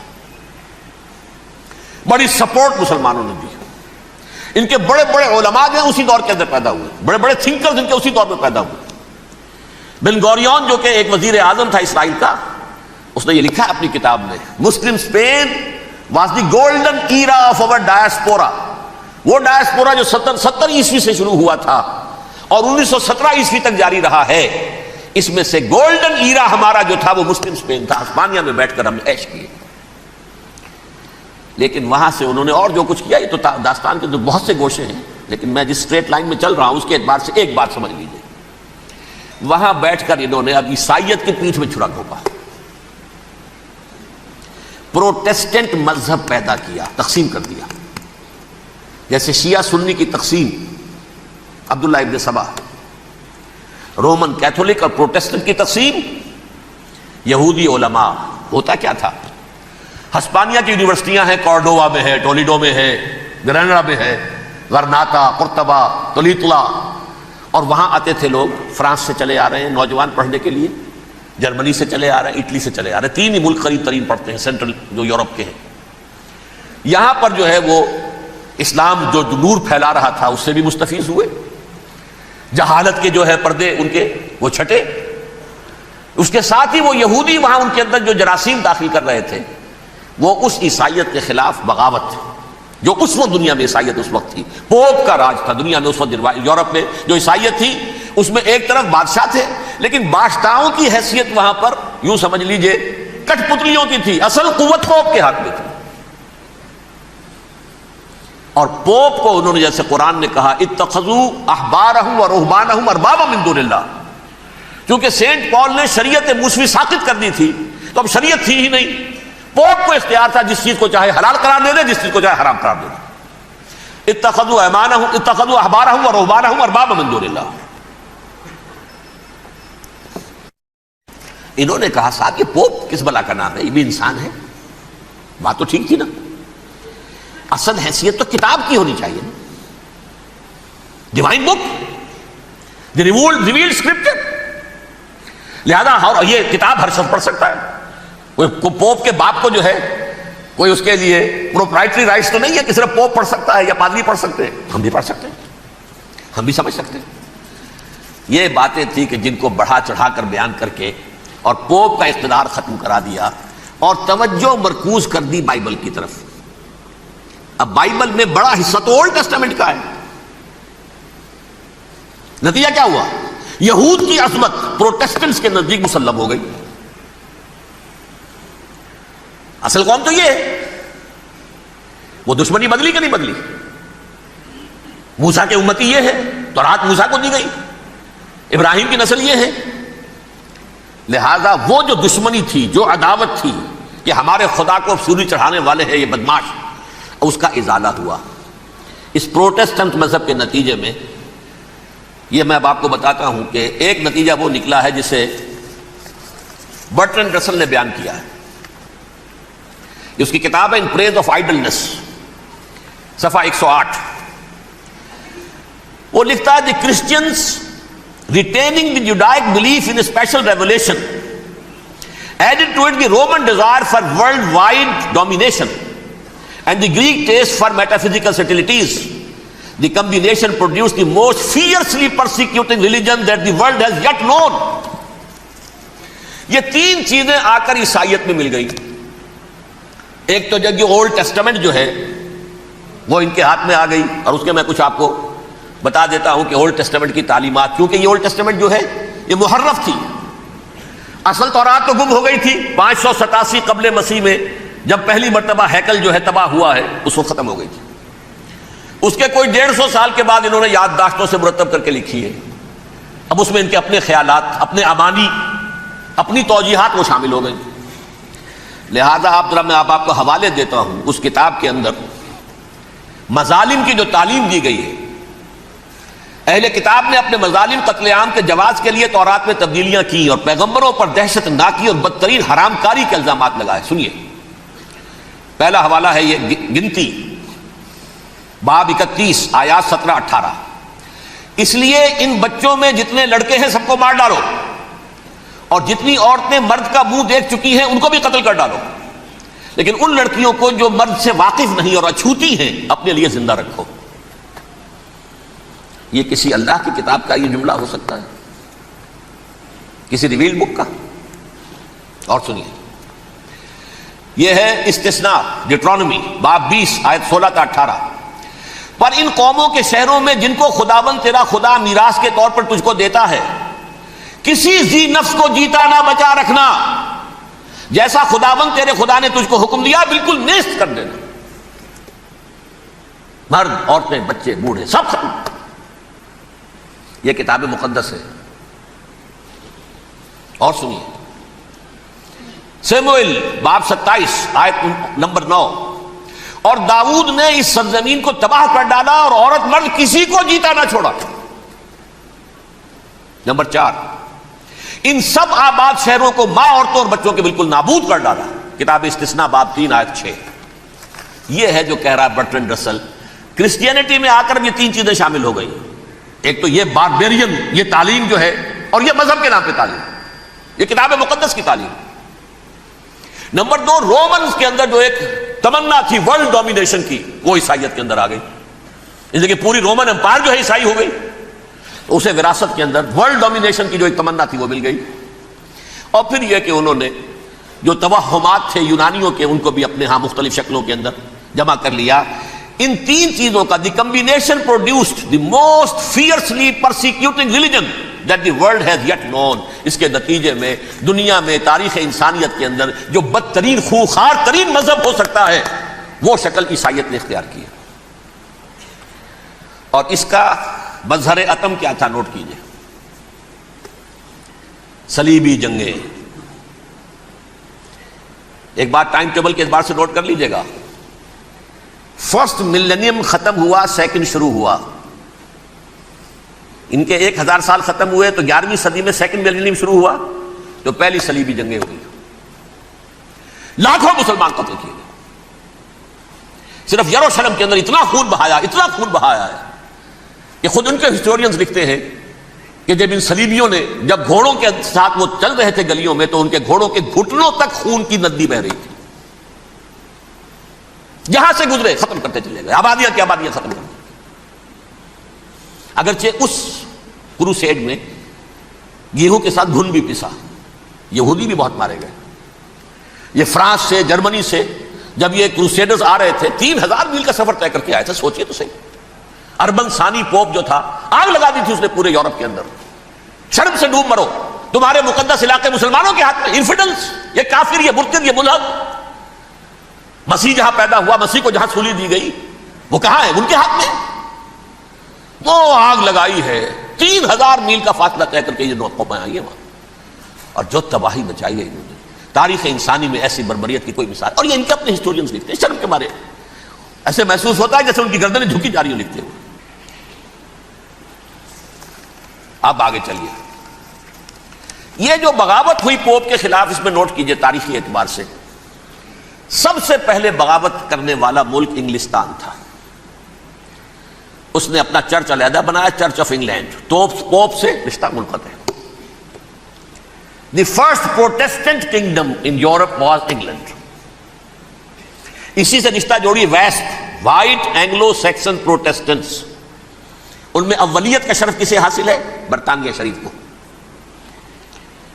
یہاں پر انہوں نے اب ایک بہت بڑا جو کارنامہ کیا، پوپ کی گرفت کم ہوئی یورپ پر سے، پروٹیسٹنٹ مذہب کا فروغ ہوا، تو انہوں نے سود کی اجازت حاصل کر لی. جب تک پوپ کی حکومت تھی سود حرام تھا.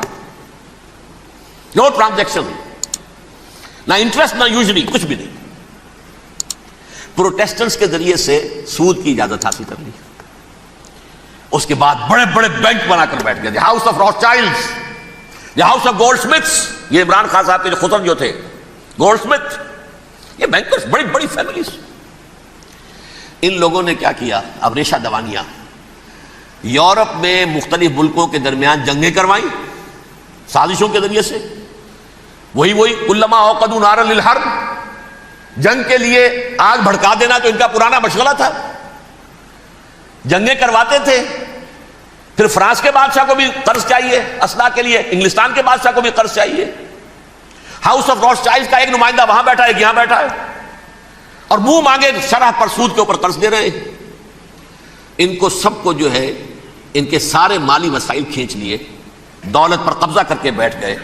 اور اس کا نتیجہ یہ نکلا چند 100 سالوں کے اندر کہ فرنگ کی رگے جاں پنجے یہود میں. اس سودی نظام کے ذریعے سے دولت پر ان کا قبضہ.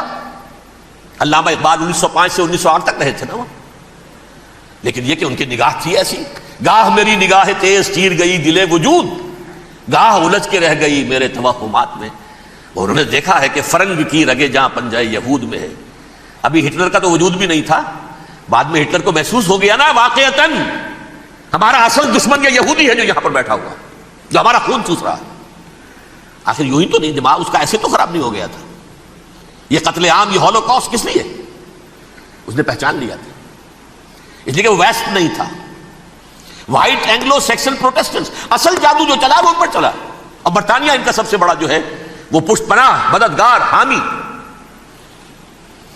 اس کے ساتھ ساتھ انہوں نے کوشش کی، یہ ترک خلفاء بیچارے، مرد بیمار تو بن ہی چکا تھا یورپ کے اندر، زوال سے دوچار ہو چکی تھی ترکی خلافت، انہوں نے بھی محل بنائے تھے، آج تجھ کو بتاتا ہوں تقدیر امم کیا ہے، شمشیر و ثنا اول، طاؤس و رباب آخر، بڑے بڑے قرضے لے کر محل بنے تھے یہ، جو آج جا کر آپ استنبول میں دیکھ لیجئے، قرضوں کے اندر بندھے ہوئے۔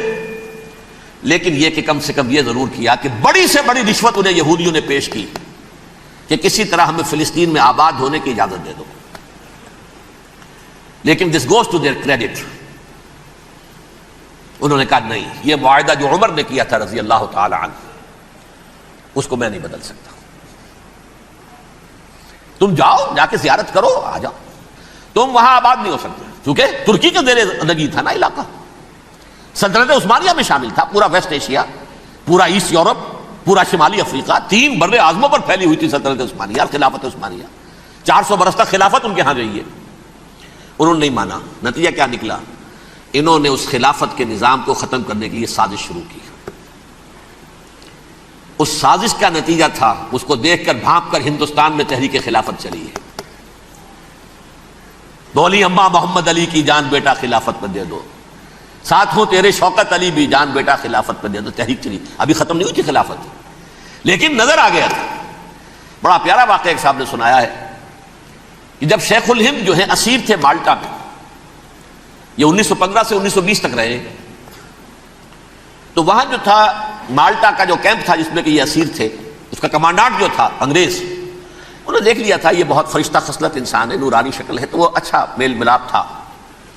ایک روز کہا حضرت شیخ الہند نے کہ آپ لوگ ہماری خلافت کے پیچھے کیوں پڑے ہوئے ہیں، وہ تو ایک مردہ شے ہے، اس میں کوئی جان تو ہے نہیں، کوئی طاقت نہیں ہے، پھر بھی آپ ہماری ایک نشانی ہے، اسے کیوں آپ جو ہے برباد کرنے پر تلے ہوئے؟ اس نے کہا اتنے بھولے نہ بنیے حضرت، ہمیں معلوم ہے اس نیم مردہ خلافت میں بھی طاقت اتنی ہے کہ اگر جہاد کا فتویٰ اس نے دے دیا تو انڈونیشیا سے موریتانیہ تک مسلمان کفن سر سے باندھ کے نکل آئے گا، یہ ہمیں معلوم ہے، لہذا ہم نے ختم کرنا ہی کرنا۔ اور ختم کس سے کرایا؟ ایک فری میسن مصطفیٰ کمال پاشا، چاک کر دی ترک ناداں نے خلافت کی قبا، سادگی اپنوں کی دیکھ اوروں کی عیاری بھی دیکھ۔ عیاری کس کی تھی؟ یہود کی، اور ان کے اعلی کار برطانیہ۔ ابھی خلافت ختم بھی نہیں ہوئی تھی، برطانیہ کے ذریعے سے 1917 میں بالفور ڈکلیریشن کے ذریعے سے حق حاصل کر لیا کہ ہاں جا کر یہ آباد بھی ہو سکتے ہیں، چونکہ دوسری جنگ عظیم میں سلطنت عثمانیہ ختم ہو گئی تھی، خلافت نام کی تھی، سلطنت تو ختم ہو گئی، ترکی رہ گیا تھا صرف، اور جنرل ایلن بی کی فوجیں داخل ہو چکی تھی یروشلم میں، یروشلم پر قبضہ برطانیہ کا ہو چکا تھا، اور قبضہ دلوانے والے برطانیہ کو ہمارے ہندوستان کے مسلمان فوجی بھی تھے، اربوں نے بغاوت کی ترکوں کے خلاف، اور انگریزوں کی فوج میں ہمارے ہندوستان کے مسلمان سپاہی بھی تھے۔ بہرحال اب چونکہ ان کے پاس آ گیا، برطانیہ نے اعلان کر دیا، بالفور ان کا وزیر خارجہ، Jews have a right to settle in Palestine، وہ جائیں آباد ہو سکتے ہیں۔ یہ 1917 کا اعلان ہے۔ اس کے بعد جو کچھ انہوں نے طریقے برتے ہیں، اس میں دھن دھوس دھاندلی دھوکہ ہر چیز، مثلا دھن گئے جناب یہ آپ مکان بیچیں گے، اچھا جی لے لیجیے، آپ کیا مانگتے ہیں؟ 10 لاکھ، میں 11 لاکھ دیتا ہوں لیکن کل ہی نکل جائے۔ پیسے کی کمی تھی نہیں، پورا یورپ کا سرمایہ ان کے پاس، بینکرز کے پاس، زائنسٹ موومنٹ اصل میں بینکرز کی موومنٹ تھی۔ 1897 میں جمع ہو کر انہوں نے جو پروٹوکول بنائے تھے وہ کون تھے؟ سب کے سب بینکرز تھے، دولت کی کمی نہیں تھی۔ تم 10 کی بجائے 11 لو، نکل جاؤ۔ یہ کھیت بیچتے ہو کتنے کا؟ بھائی 12 کا، ہم 13 دیتے ہیں بھائی، جلدی سے نکل جاؤ۔ یہ بھی کیا، دھن کے ذریعے سے ڈسپلیس کیا، جہاں زور چلا نکال دیا۔ اور اس کے بعد پھر جب سن 48 میں اسرائیلی ریاست قائم ہو گئی، اب اسرائیلی جو ہے عدالتوں میں استغاثے دائر کرنے شروع، یہ فلاں مکان میرے پرانے پکڑ دادا سگڑ دادا کا تھا 2000 سال پہلے، اس کے اوپر یہ قبضہ کر کے بیٹھے ہوئے، یہ میرے پاس دستاویزات ہیں۔ اچھا ٹھیک ہے، آپ نکل جائیں، یہ مکان ان کا ہے۔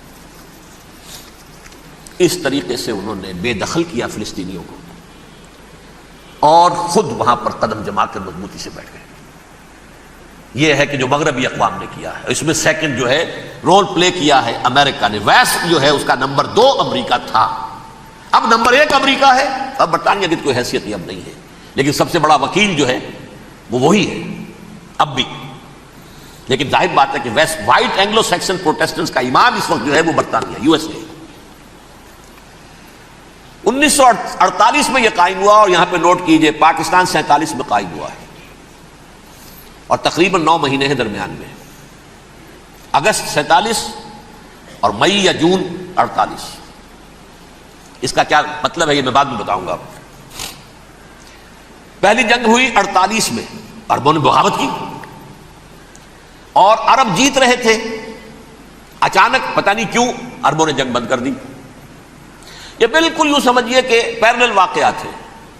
کشمیر میں ہم جیت رہے تھے، بھاگ کر نہرو پہنچ گیا یونائٹڈ نیشنز کے اندر، جنگ بند ہو گئی، ختم ہوا اس سے۔ کچھ اپنوں کی غلطی بھی تھی، کچھ قبائلیوں نے وہاں جا کر سری نگر ایئرپورٹ تک پہنچ گئے تھے، بجائے اس پر قبضہ مکمل کرنے کے لوٹ مار میں لگ گئے، اپنوں کی غلطی بھی تھی۔ لیکن اس کے باوجود پڑنا بھاری تھا، اور اگر سری نگر ایئرپورٹ پر قبضہ ہو گیا ہوتا تو سوال ہی پیدا نہیں ہوتا کہ بھارت جو اپنی فوجیں اتار سکتا، زمینی راستہ تھا ہی نہیں۔ وہی وہاں ہوا ہے بڑے ہی عجیب طریقے پر۔ عرب جیت رہے تھے، اسرائیل جو ہے شکست کھا رہے تھے، عربوں نے صلح کر دی۔ کچھ مہینوں کے بعد عربوں نے دوبارہ جنگ کی۔ اتنے عرصے میں یہ اسرائیلی، یہ سب جو ہے جتنے دہشت گرد ہیں اسرائیل، یہ اس دور کے لوگ ہیں، وہ چاہے مینیچم بیگن تھا یا کوئی اور، یہ سب کے سب اس دور کے ٹیررسٹ۔ اب انہوں نے ڈٹ کر جو مقابلہ کیا، عربوں کو شکست دی بڑی سخت۔ سن 48 میں عربوں کو شکست ہو گئی۔ سن 67 میں روس کے سکھانے پڑھانے پر جمال عبد الناصر نے حملہ کیا، بلاکیٹ کر دیا ایلات کا، بندرگاہ کا۔ 6 دن کی جنگ کے اندر اسرائیلیوں نے روس سے پورا صحرا سینا لے لیا، اسرائیل شام سے گولان ہائٹس لے لیے، اردن سے یہ پورا مغربی کنارہ جو یہ اردن کا حصہ تھا، اور مشرقی یروشلم اردن کے پاس تھا، اس پر بھی قبضہ کر لیا۔ 1967 کی جنگ کا نتیجہ کیا نکلا؟ یروشلم پورا کا پورا یہودیوں کے قبضے میں چلا گیا، جو 1948 میں آدھا کر دیا گیا تھا۔ ویسٹرن یروشلم یہ یہودیوں کے پاس، ایسٹرن یروشلم مسلمانوں کے پاس، اور مشرقی یروشلم ہی میں مسجد اقصی ہے اور قبۃ الصخرہ ہے، وہ مسلمانوں کی تحویل میں تھے۔ اردن کا قبضہ مسلمانوں کی تحویل، لیکن اب 67 میں پورا یروشلم ان کے قبضے میں آ گیا۔ پھر بہرحال مصر نے ایک کوشش کی بدلہ لینے کی سن 73 کی جنگ میں، اور اس میں کوئی شک نہیں بڑی شجاعت کا مظاہرہ کیا۔ رمضان وار آف 1973 بارلیو لائن کراس کر لی، جسے وہ سمجھتے تھے کہ کوئی طاقت دنیا کی ہمارے اس دفاعی جو ہے لائن اس کو کراس کر نہیں سکتی۔ لیکن پھر جب امریکہ اپنی پوری طاقت لے کر میدان میں آ گیا ہے تو ظاہر بات ہے کہ مصر کی حیثیت امریکہ کے مقابلے میں تو کچھ نہیں تھی۔ یہ ہے میں نے جو مختصر سی تاریخ آپ کے سامنے رکھ دی ہے۔ اب جو اصل مسئلہ ہے سمجھیے، سین کیا ہے، منظر کیا ہے۔ یہ پہلو وہ ہیں بہت سے کہ جو شاید بہت سے حضرات کی نگاہوں میں نہ ہوں، باقی تو یہ تاریخ کے واقعات ہیں، اکثر لوگوں کے علم میں ہوں گے۔ یہودیوں میں بھی ایک بڑی شدید اندرونی کشاکش ہے، جیسے مسلمانوں میں کچھ مسلمان وہ ہیں جو نماز روزے کی پابندی کرتے ہیں، دین سے انہیں تعلق ہے، کچھ وہ ہیں جو نہ نماز نہ روزہ نہ کچھ، نام تو ان کے ہیں، محمد حسین ہے، غلام علی ہیں تو صحیح، سیکولر ذہن ہے، مادی پرستی ہے، کچھ نہیں ہے کہ نہیں، ایسا ہی ان کے ہاں بھی ہے۔ اصل یہودی جو ہے، عملی یہودی، اس کی شکل آپ نے اگر کبھی دیکھی ہو، اس کے سر کے اوپر اونچا ہیٹ ہوتا ہے کالا، ان کی زلفیں لمبی لمبی ہوتی ہیں، خاص طور پر یہ جو ہے کلپٹی کے بال، یہ قلمیں جو ہیں یہ تو لا کے چھلے بنا کر بڑا خوبصورت سا جو ہے وہ ہار بناتے ہیں، لمبا کالا کوٹ پہنا ہوتا ہے، لمبی داڑھی ہوتی ہے۔ یہی وجہ ہے کہ مسلمانوں میں بھی مصر میں جس کی لمبی داڑھی ہوتی تھی، اب کچھ حالات شاید بدل گئے، وہ سمجھتے تھے یہ یہودی ہے، یعنی لمبی داڑھی یہودی رکھتا تھا، مسلمان نہیں۔ مسلمان تو عرب صرف ٹوکن داڑھی رکھتے ہیں یا شیو کرتے ہیں، یا سعودیوں کی طرح صرف کوئی نشان چھوڑتے ہیں، اللہ اللہ خیر صلی اللہ۔ لمبی داڑھی شعار جو ہے یہودیوں کا ہے۔ ایک انتہا پر تو یہ ہے، دوسری انتہا پر وہ جنہیں کسی شے سے غرض نہیں، شراب بھی پیتے ہیں، سب کچھ ہے، سور بھی کھاتے ہیں یہودی، بینکرز ہیں، بڑے بڑے سائنسدان ہیں، سب کچھ ہیں، وہ زیادہ تر جو ہے سیکولر ذہن کے. کچھ بیچ بیچ میں بھی ہے، جیسے یہ ایریل شیرون ہے، ویسے شیوڈ ہے، داڑھی تو نہیں ہے اس کے، لیکن سر پہ وہ ضرور وہ جو ہے اس کی ٹوپی سی آپ کو رکھی نظر آ جائے گی. یہ ہے درمیانی یہودی ہونے کا نشان کہ ایک شعار انہوں نے اپنا جو ہے برقرار رکھا ہوا. وہ ایک ٹوپی چپکی ہوئی سے ہوتی ہے، وہ ٹوپی کیا ہوتی ہے پتہ نہیں، کیسے چکی رہتی ہے مجھے نہیں معلوم. یہ جو کشمکش ہے اس میں، جو زیادہ رائٹسٹ اور لیفٹسٹ کی کہہ لیجیے، سیکولر اور مذہبی لوگوں کی کشمکش ہے، ان کے درمیان ایک کشاکش جو ہے اس کو سمجھ لیجیے کہ وہ کیا ہے. ایک چیز تو ان دونوں کے درمیان قدر مشترک ہے، پوری دنیا کی مالیات پر ہم تسلط کریں گے، قبضہ کریں گے، ڈومینیٹ کریں گے، لوگوں کو ہم بنا کر رکھ دیں گے حیوان.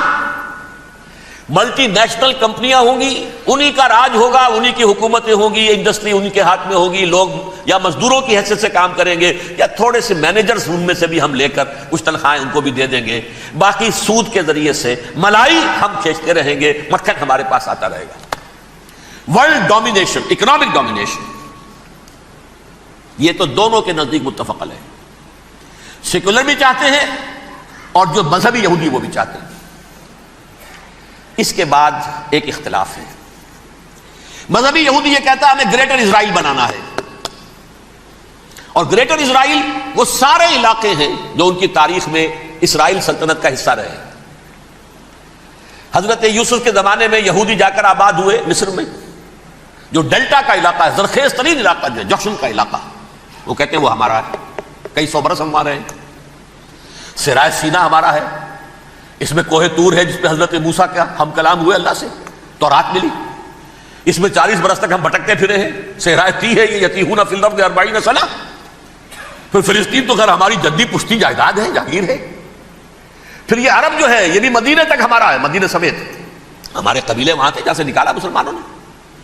پورا عراق ہمارا ہے، پورا شام ہمارا ہے، اور ترکی کا بھی ایک علاقہ ہے ابتدائی مشرقی جنوبی، وہ بھی ہمارا ہے. یہ ہے گریٹر اسرائیل کا نقشہ، یہ ہم نے بنانا ہے. جبکہ جو سیکولر ذہن کے لوگ کہتے ہیں کیا کرو گے اس کو بنا کے، اس میں جو عرب ہیں وہ تم سے لڑتے رہیں گے، تم انہیں مارو گے وہ تمہیں ماریں گے، اگر تم 10 مارو گے تو ایک تو وہ بھی ماریں گے نا تمہارا. ٹھیک ہے، فائدہ کیا ہے؟ اس کی بجائے ہم یہ کرتے ہیں کہ عرب اور اسرائیل مل کر، کزنز ہیں نا آپس میں، آپ کو معلوم ہے بل کلنٹن نے یہ الفاظ کہے تھے جب اسحاق ریبن سے معانقہ کرایا تھا شاہ حسین مرحوم کا، تو کیا کہا؟ You are cousins. حضرت ابراہیم کے 2 بیٹوں سے نسل ہے نا، حضرت اسماعیل سے عرب ہے، حضور ہے، اور حضرت اسحاق سے یہ بنی اسرائیل ہے، کزنز ہے. You are cousins. تو ہم کزنز مل کر ایک اکنامک یونٹ بناتے ہیں، جیسے ایشیا پیسیفک ایک یونٹ بن گیا ہے، آسیان ایک یونٹ بن گیا ہے، وغیرہ وغیرہ. پورا یورپ ایک یونٹ بن گیا ہے، ایک کرنسی بن گئی ہے. ہم اس پورے علاقے کو ایک اکنامک یونٹ بناتے ہیں. پیسہ اربوں کا ہوگا، ان کے پاس بہت دولت ہے. تیل ان کا ہوگا، بہت تیل ہے ان کے پاس. مزدور ان کے ہوں گے، بڑی تعداد ہے ان کی. مینجمنٹ ہماری ہوگی، ٹیکنیکل نو ہاؤ ہمارا ہوگا، سائنسدان ہم ہوں گے. ملائی ہم کھاتے رہیں گے، چھاچھ ان کو دیتے رہیں گے. تو ہمیں آم کھانے ہیں، پیڑ گننے کی کیا ضرورت ہے؟ خام خواہ ان کی دشمنی مول لیں، زیادہ دشمنی بڑھائیں. یہ اس چھوٹے سے اسرائیل کو تسلیم نہیں کرتے، ہم گریٹر اسرائیل کو کیسے تسلیم کر لیں گے؟ یہ لہذا اس خیال کو دل سے نکال دیں. یہ اختلاف ہو گیا نمبر 1، بہت بڑا اختلاف. لیکن نمبر 2، اس اختلاف میں اتفاق یہ پیدا کیا گیا، یہاں ایک بات ہم آپ کی مانتے ہیں، ہم کسی بھی پیس پروسیس میں جروسلم نہیں دیں گے ان کو، عربوں کو. یہ انڈیوائیڈڈ دارالخلافہ رہے گا اسرائیل کا. اور نمبر 2، مسجد اقصیٰ اور قبۃ الصخرہ کو گرا کر 3rd ٹیمپل بنائیں گے. یہ مذہبی یہودیوں کو اتنی رشوت اگر وہ نہ دیں تو وہ ان کے ساتھ کام کرنے کو تیار ہی نہیں ہے. سر یہ پورا پس منظر سمجھ لیجئے، اصل میں بٹوین دی لائنز سمجھے بغیر یہ خبریں جو آپ پڑھتے ہیں. ادھر امریکہ کا معاملہ کیا ہے؟ ایک طرف وہ پشت پناہ ہے، حمایتی ہے، پروٹیکٹر ہے، محافظ ہے اسرائیل کا. اسرائیل امریکہ ہی کی آؤٹ پوسٹ سمجھ لیجئے، اسی کی ایک ریاست سمجھ لیجئے. لیکن اس کے ساتھ ہی وہ اپنی جو دنیاوی عالمی مصلحتیں ہیں، اتنی بڑی قوم عرب کی جو ہے اسے بھی دشمن تو نہیں بنانا چاہتا. ان میں بھی ماڈریٹس کو چاہتا ہے کہ رہے ماڈریٹس، یہ جو ہماری جیب میں ہے، حسنی مبارک ہو، شاہ فہد ہو، جو ہماری جیب میں ہے. ورنہ یہ کہ وہاں پر اگر زیادہ ریڈیکل لوگ آ گئے تو ہمارا ویسے ہی بیڑا غرق ہوگا. لہذا وہ جبر کرتے رہے ان پر کہ صلح کرو کوئی نہ کوئی. یہ صلح کے لیے دباؤ امریکہ کا ہے، اسرائیل نہیں چاہتا صلح، دباؤ ہے امریکہ کا۔ اب میں آپ کو یاد دلاتا ہوں، خلیج کی جنگ ختم ہوئی، بش، یہ باپ اس کا جو اب ہے بش، اس کا بڑا بش جو ہے سینئر، اس کی پاپولیرٹی ریشو جو ہے 89% تھی اس وقت امریکہ کے اندر، اس نے اتنی بڑی جنگ فتح کی تھی اور چند امریکی مرے صرف، لیکن اس نے ایک موقف اختیار کیا یہود کے خلاف۔ $10 بلین منظور ہو چکے تھے، اسرائیل کو دیے جانے تھے نئے سیٹلمنٹس بنانے کے لیے اسرائیل میں۔ اس نے کہا یہ رقم میں ایشو نہیں کروں گا جب تک پیس پروسیس شروع نہیں کرتے۔ یہ دباؤ تھا جس کے آگے گھٹنے ٹیکنے پڑے $10 بلین کے لیے، لیکن اس کا بدلہ یہ چکایا کہ الیکشن میں ہرا دیا اسے، حالانکہ وہ ہیرو، فاتح، خلیج کی جنگ کا فاتح، 89% ریٹنگ، الیکشن میں 0، دباؤ تھا۔ اسی طرح بل کلنٹن کا دباؤ رہا، کسی طرح صلح کرو، کسی طرح صلح کرو، کسی طرح صلح کرو،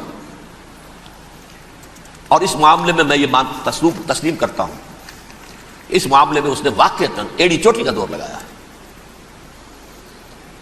اور یہ بھی تسلیم کرتا ہوں کہ اس کے دباؤ میں آ کر ایہود باراک جہاں تک چلا گیا تھا اب کوئی نہیں جا سکتا، وہ آفر نہیں دے مل سکتی اب دوبارہ فلسطینیوں کو۔ یہ بھی میں بھول گیا آپ کو بتانا، یہ جب پروسیس شروع ہوا ہے جس کا نام تھا لینڈ فار پیس، اصول کیا دیا تھا امریکہ نے کہ دیکھو اسرائیلیوں، یہودیوں، تم نے سن 67 میں جو زمینیں ان سے چھینی تھی، جو علاقے، یہ ان کو واپس کر دو اور ان سے صلح کر لو، یہ سب تمہیں ریکگنائز کر لیں گے، جنگ ختم ہو جائے گی۔ صحرائے سینا دے دو، مصر تم سے صلح کر لے گا، وہ ہو گیا، انور سادات نے صلح کر لی، ریکگنائز کر لیا، صحرائے سینا واپس آ گیا۔ عربوں نے اسے اپنی فولڈ سے نکال دیا، عرب لیگ سے نکال دیا۔ شام بھی تیار رہا ہے لیکن پورا گولان ہائٹ مانگتا ہے وہ، ابھی جو پچھلے دنوں بل کلنٹن کے آخری دور میں گفتگو ہوئی تھی، اس نے کہا جتنا تم نے ہم سے علاقہ چھینا تھا سارا واپس کرو تو ہم کر لیں گے ریکگنائز۔ اس میں سے کچھ ایسا اسٹریٹجک امپورٹنس کا علاقہ ہے وہ یہودی کسی طور پر دینے کو تیار نہیں، لہذا صلح نہیں ہو سکی۔ شرق اردن سے جو علاقہ لیا تھا وہ ٹھیک ہے، وہ رکھو، اس کے اندر فلسطینی ریاست بنا دو، یہ علاقہ جو ہے فلسطینیوں کی میجورٹی ہے اس میں، تو اس کو فلسطینی ریاست بنا لو، ایک ریاست ودن ریاست ہو جائے گی، اسرائیل ریاست، فلسطینی ریاست۔ یہ ہیں 3 مین پوائنٹس۔ چوتھی بات پہ آ کر روک دیتے تھے کہ یہ پھر بعد میں سوچیں گے یروشلم کا مستقبل کیا ہوگا، یہ موسٹ سینسٹیو ایشو جو ہے یہ بعد میں سوچیں گے۔ اب جب یہ پیس ٹاک شروع ہوئے تو یاد ہے اسحاق ریبین تھا، اسے کس نے قتل کیا؟ یہودی نوجوان نے۔ یہ تم کیسے دے رہے ہو زمینیں؟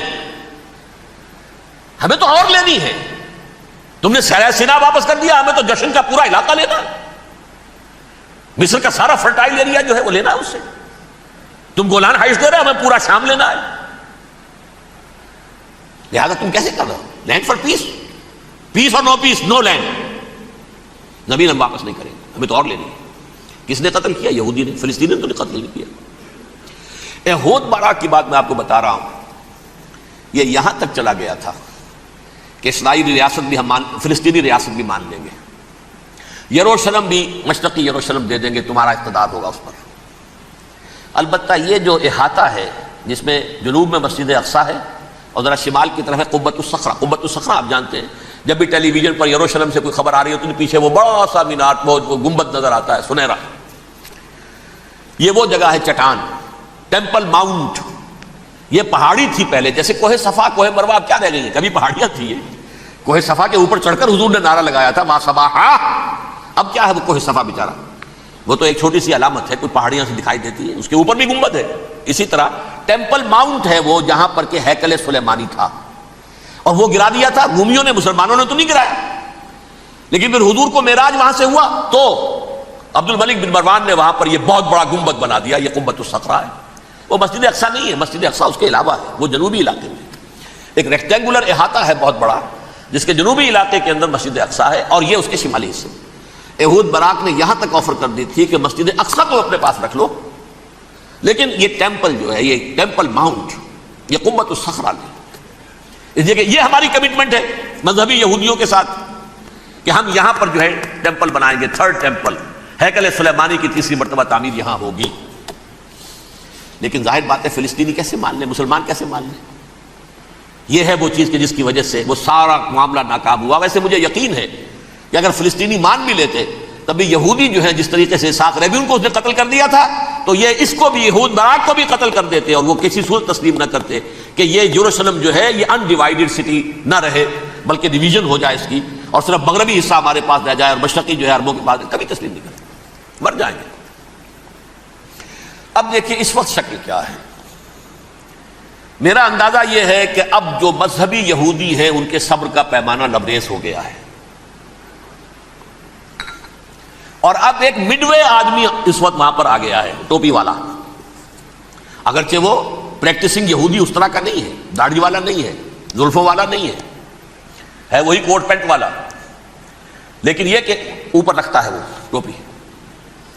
ایریل شرون اور انتہائی سفاک, جس نے کہ فلسطینیوں کے 2 کیمپ ایسے اڑائے تھے جیسے کہ چیونٹیوں کا ہو لشکر اور ان کو پاؤں تلے رون دیا جائے, اس طریقے سے ختم کیا تھا. بہت بڑا قاتل, مرڈرر, وہ وزیر اعظم ہے. اور اب جو ہے ان کے صبر کا پیمانہ لبریز ہو گیا ہے. اب ان کا فیصلہ یہ ہے کہ انہیں 3 بڑے بڑے قدم اٹھانے ہیں. نمبر 1, فلسطینیوں کا خاتمہ, ایتھنک کلینزنگ. اگر یہ فلسطینی رہتے ہیں یہاں پر تو اگر 10 ہم ان کے ماریں گے تو 2-3 یہ ہمارے مار دیں گے. تو اسرائیلی کی جان تو بہت قیمتی ہے, یہ تو خیر 1000 بھی مر جائے تو کوئی بات نہیں, یہ تو کیڑے مکوڑے ہیں, جنٹائلز ہیں, گوئمز ہیں, یہودی وہ مر جائے. لہذا ان کا ٹنٹا مکاؤ, اب ان کو ختم کرو. وہ اشتہار شاید آپ کے دنوں سے گزرا ہوگا جس میں نے یہ الفاظ لکھے ہیں کہ بوسنیا کی ایتھنک کلینزنگ جو ہے ماند پڑ جائے گی.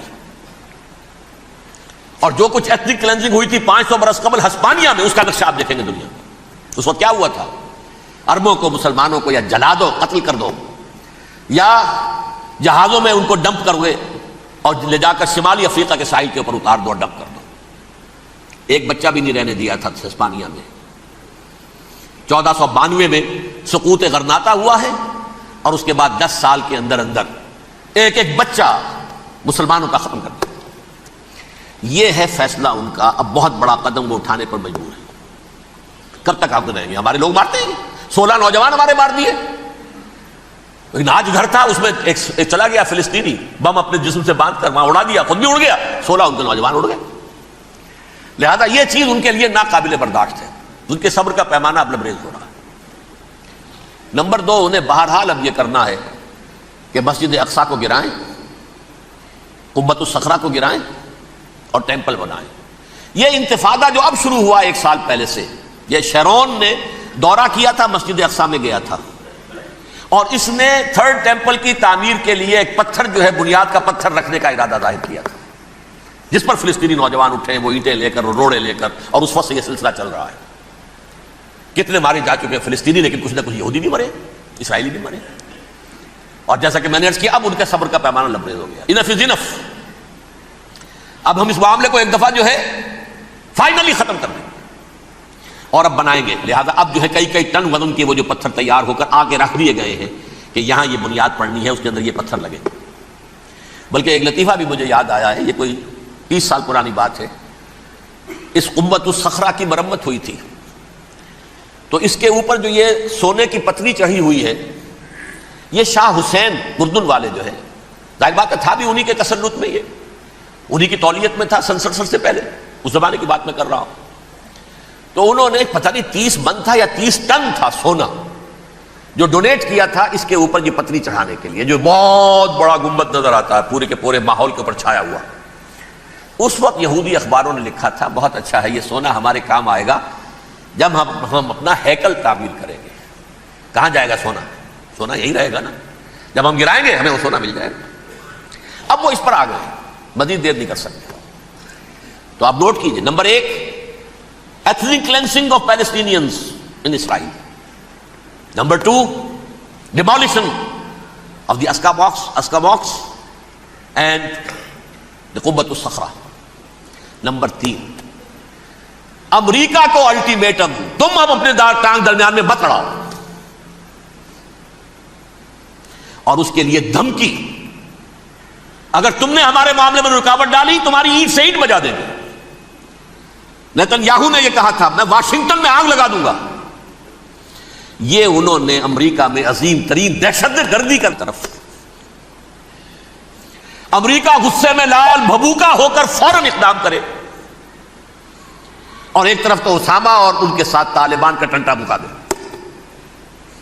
اور دوسری طرف چونکہ پاکستان الائی ہے اور پاکستان کے عوام جو ہیں وہ طالبان کے ہمدرد ہیں، وہ اگر اٹھے تو ان کا بھی بیڑا گرک کریں.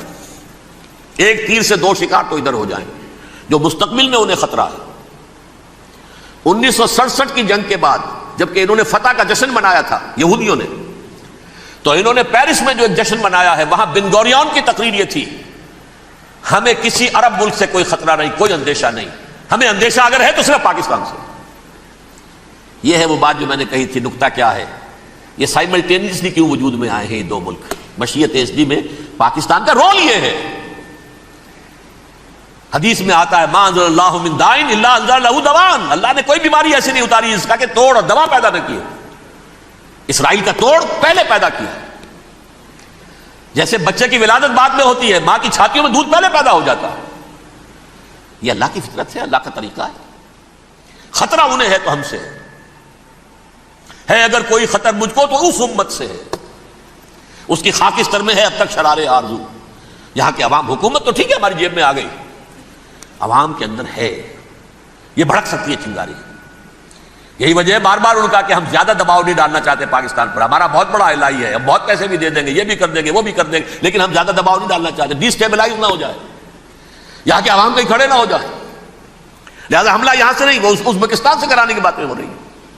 اندر خانے پوری سپورٹ ہے، لیکن یہ کم سے کم ظاہر نہیں ہونے دیں گے کہ کیا کچھ ہو رہا ہے، تاکہ یہاں کے عوام کے اندر وہ چنگاری جو ہے اس بارود کے اندر پڑ گئی تو یہ شاید ڈی اسٹیبلائز ہو جائے. لیکن ڈی اسٹیبلائز ہونے میں جہاں اس کا خطرہ ہے کہ پرویز مشرف کی حکومت ختم ہو جائے، وہاں اس کا بھی خطرہ ہے کہ پاکستان ختم ہو جائے.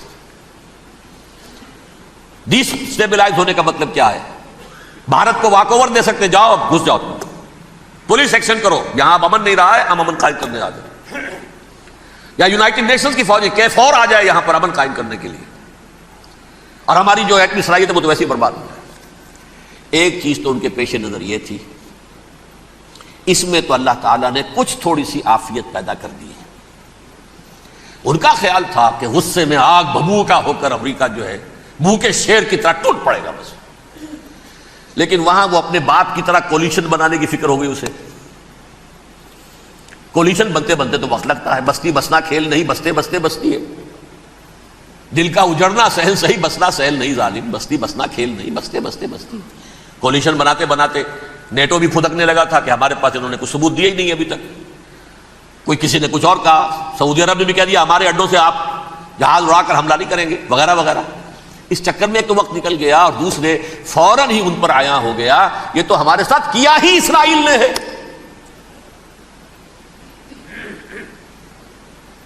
لیکن یہ بات لیک نہیں کرنا چاہتے.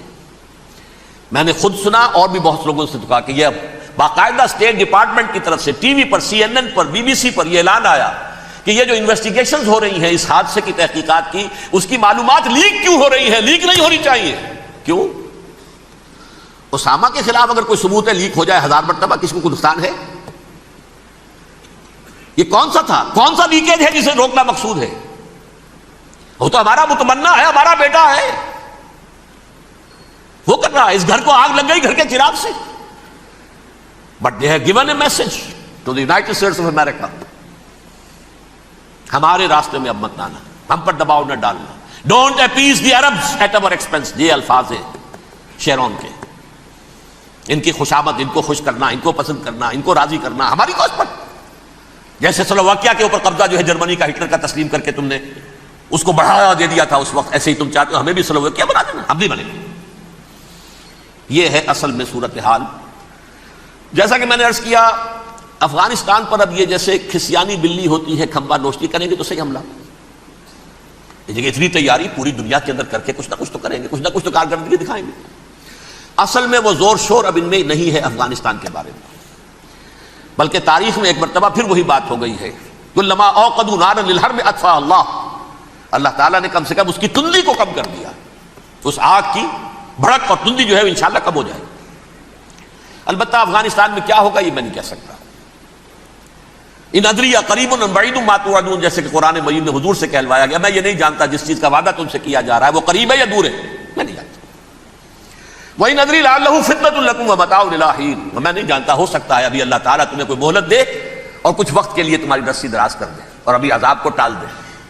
جب حضور سے یہ کہلوایا جا رہا ہے ان ادری، یہاں تک بھی کہلوا دیا گیا وَمَا أَدْرِي مَا يُفْعَلُ بِي وَمَا بِكُمْ، مجھے نہیں معلوم میرے ساتھ کیا کیا جائے گا، تمہارے ساتھ کیا کیا جائے گا.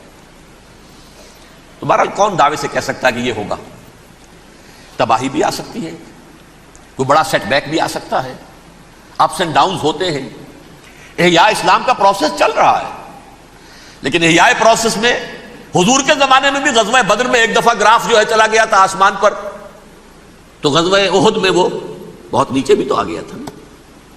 مسلمانوں کے حوصلے پست بھی ہو گئے تھے نا. وَلَا تَهِنُوا وَلَا تَحْزَنُوا وَأَنْتُمُ الْأَعْلَوْنَ إِن كُنتُم مُؤْمِنِينَ، یہ تشفی دینی پڑی تھی نا، گھبراؤ نہیں، ڈرو نہیں.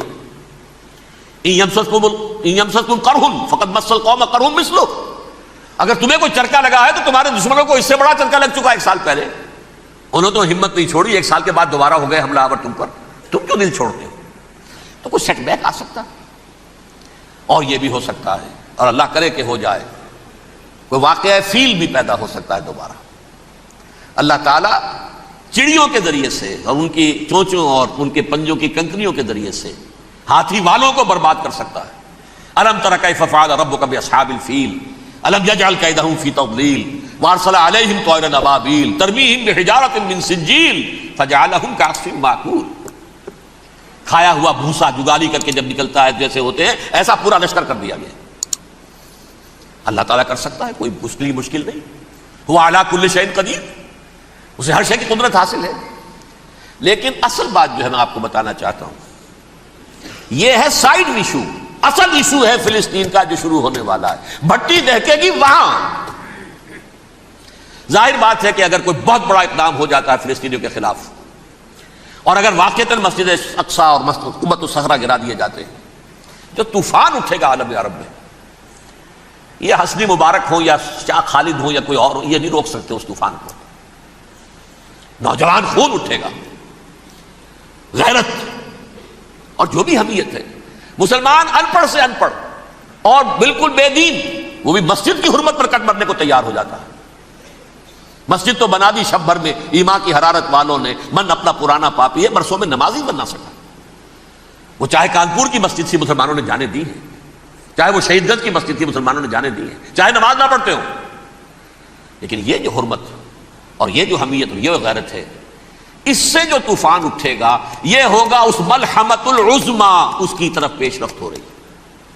کتاب الملاحم سے احادیث کے حوالے سے کہ جن جنگوں کا حوالہ دیا حضور نے، پیشن گوئی کی ہے، اس کا نقطہ آغاز تھا خلیج کی جنگ. صدام حسین نے اسے کہا تھا یہ مدر آف وارز ہے، ام المحارب، یہ ایک جنگ نہیں ہے. اس کا نقشہ بھی حدیث میں موجود ہے، پیشن گوئی موجود تھی، اس وقت بھی ہم نے شائع کی تھی. لیکن اس میں جو جنگ اب ہونے والی وہ الملحمۃ العظمیٰ. ملحمہ کسے کہتے ہیں؟ لحم گوشت کو کہتے ہیں، اور قصائی کی دکان کو عربی میں ملحم کہتے ہیں، جہاں گوشت کے ٹکڑے کیے جاتے ہیں. آج کل مشینوں سے ہوتے ہیں، اب جو ہے وہ ہاتھ سے چھریوں سے نہیں ہوتے، لیکن ٹکڑے ہو رہے ہوتے ہیں، جسموں کے چیتھڑے اڑ رہے ہوتے. ملحمہ یہی لفظ استعمال کیا تھا حضرت سعد ابن عبادہ نے رضی اللہ تعالی عنہ یوم فتح بٹکا. ان کے دل میں تھا کہ اب ہم انتقام لیں گے ان عربوں سے، ان قریش سے. الیوم یوم الملحمہ، الیوم یوم الملحمہ، یہ کہتے ہوئے جا رہے تھے. ایک خاص کیفیت، آج ہے گوشت کے ٹکڑے اڑانے کا دن. حضور سے کہا کسی نے جا کر کے ساتھ تو یہ کہہ رہے ہیں الیوم یوم الملحمہ، الیوم یوم الملحمہ. حضور نے فرمایا نہیں، ان سے کہو جا کر الیوم یوم المرحمہ، الیوم یوم المرحمہ، آج رحمت کا دن ہے، آج تو میں ان سب کو معاف کروں گا. لا تثریب علیکم اليوم، میں تم سے وہی بات کہہ رہا ہوں جو میرے بھائی یوسف نے کہی تھی اپنے بھائیوں سے. اذهبوا فانتم الطلقاء، جاؤ تم سب کے سب آزاد.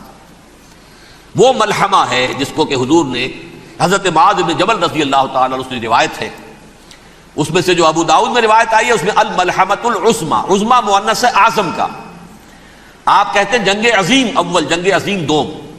عظیم کا باپ ہو گیا اعظم، سب سے بڑا، اور اس کا مؤنث ہے سب سے بڑی، عظما، الملحمۃ العظما، سب سے بڑی لڑائی۔ میرے نزدیک یہ وار کے معنی میں نہیں ہے، بیٹل کے معنی میں۔ انگریزی میں یہ دو لفظ علیحدہ ہے، وار، بیٹل۔ وار سالوں کو محیط ہوتی ہے، بیٹل کسی ایک خاص جگہ پر جو لڑائی ہوتی ہے اس کو کہتے ہیں۔ حضور کے اور قریش کے درمیان 6 سالہ وار تھی، جنگ تھی، لیکن battles, battle of Uhud, battle of Badr, یہ بیٹلز تھی، لڑائیاں تھیں۔ تو عظیم ترین جنگ شاید اس اعتبار سے نہ ہو جیسے کہ ورلڈ وار 1 اور ورلڈ وار 2، یعنی اس کی وسعت کا اتنا معاملہ نہیں اور طوالت کا نہیں، لیکن جو لڑائی جو ہے بیٹل ہونی ہے، جس کو کہ یہ لوگ، یا چونکہ میں نے کہا تھا شروع میں کہ سرما ہے میری آنکھ کا خاک حجاز و ہول قدس، نیو ٹیسٹمنٹ کی آخری کتاب ہے the book of Revelation, Revelation of Saint John, اس میں آرمگڈون کہا گیا اسے۔ ہر مجدون، یہ عبرانی لفظ ہے، ہر کہتے ہیں اونچی جگہ کو، سطح مرتفع، مجدون میگیڈو، میگیڈو ایک وادی ہے، مرتفع، وادی مرتفع، یہ ہے واقع لبنان، اسرائیل اور شام کے درمیان جو ٹکڑا، جو ٹرائنگل بنتی ہے، یہ ہے، یہاں پر بڑی جنگ لڑی جائے گی، اور یہ جنگ جنگ صلیب ہوگی جو کہا ہے بش نے، یہ جنگ صلیب۔ سیکنڈ ملینیم شروع ہوئی تھی تو پہلی صلیبی جنگ ہوئی تھی، تھرڈ ملینیم شروع ہوا ہے، یہ سیکنڈ صلیبی جنگ ہے، یہ کروسیڈ ہے۔ اور میں اس مرتبہ امریکہ گیا تھا تو پہلی مرتبہ مجھے وہاں ایک رسالہ ملا ٹرمپٹ نام کا، یہ امریکہ کے جو بہت ایکسٹریمسٹ قسم کے پروٹیسٹنٹس ہیں، یہ ان کا رسالہ ہے، اور ان کے بارے میں اب کہا جا رہا ہے وہ کرسچین زائنسٹ ہیں۔ آپ شاید پہلی مرتبہ یہ لفظ سن رہے ہو، زائنسٹ تو ہم سمجھتے ہیں یہودیوں کو، کرسچین زائنسٹ وہ ہیں جو ہیں تو عیسائی پروٹیسٹنٹس ہیں، لیکن اسرائیل کے وہ حمایتی یہودیوں سے بڑھ کر ہیں۔ یہ میری کسی پہلی تقریر میں شاید بہت سے حضرات کو یاد آ جائے، میں نے کہا تھا 4 سال پہلے ہمارا تنظیم اسلامی کا ایک کنونشن ہوا تھا ہوسٹن میں، امریکہ کا جنوبی علاقے کا شہر ہے۔ ایک سیشن اس میں ہم نے رکھا تھا انٹرفیتھ، ایک عیسائی کو بلایا تھا، ایک یہودی بہت بڑا وہاں کا عالم ہے اس کو بلایا تھا۔ اس یہودی عالم نے، ڈاکٹر وشگراڈ، جو وہاں کی یونیورسٹی میں پروفیسر ایمیریٹس ہے، اس نے کہا تھا کہ یہ اسرائیل کی تو سپورٹ کر رہے ہیں عیسائی، ہم تو نہیں کر رہے۔ جو پریکٹسنگ یہودی ہیں وہ زیادہ اسرائیل کے حق میں نہیں تھے، یہ تو سن 67 کے بعد انہوں نے اسرائیل کو تسلیم کیا ہے، وہ تو منتظر تھے کہ ہمارا مسیحا آئے گا تو اس کی قیادت میں جنگ کریں گے، جیسے شیعہ منتظر تھے کہ مہدی موعود آئیں گے تو پھر ہم کچھ کریں گے۔ وہ امام خمینی نے کہا بھائی جب وہ آئیں گے آ جائیں گے، لیکن ہم کچھ راستہ کے لیے۔ زائنسٹ نے آگے بڑھ کر ریاست قائم کر لی، اور جب یروشلم پر بھی پورا قبضہ کر لیا، تب جو ہے در حقیقت مذہبی یہودی جو ہے پھر انہوں نے اپنایا ہے، اون کیا ہے، اور نئے سیٹلمنٹس جو بھی بنے ہیں وہاں پر اسرائیل میں، اس میں اکثر و بیشتر مذہبی یہودی آیا، اور بروکلن کے علاقے سے سب سے بڑھ کر آئے ہیں، جو امریکہ میں نیو یارک کا ایک جنوبی علاقہ ہے، بہت بڑا یہودیوں کا بہت بڑا گڑھ ہے۔ نیو یارک کو جیو یارک بھی کہا جاتا ہے، وہ تو اصل میں مرکز جو ہے وہ تو یہودیوں کا ہے۔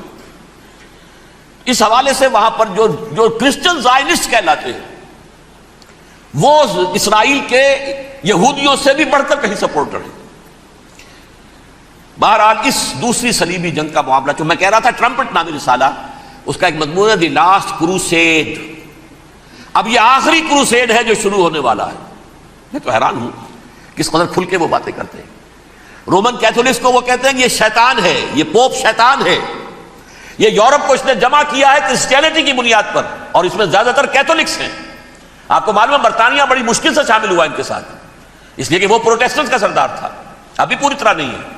یورپ جو ہے وہ رومن امپائر دوبارہ یہ کھڑی کر رہا ہے، اور در حقیقت یہ جو ہے یہودیوں سے بھی چھیننا چاہتے ہیں اسرائیل کو اور فلسطین کو، اور مسلمانوں سے بھی، اور یہ وہی کروسیڈ جو تھے اربن ثانی کے، اس کی تیاری کر رہے ہیں تاکہ وہاں پر عیسائی حکومت قائم ہو جائے، کیتھولکس کی، پوپ کی حکومت قائم ہو جائے، جیسے ایسٹ تیمور میں کر دی ہے۔ ایسٹ تیمور میں کون سی حکومت بنی ہے؟ Roman Catholic,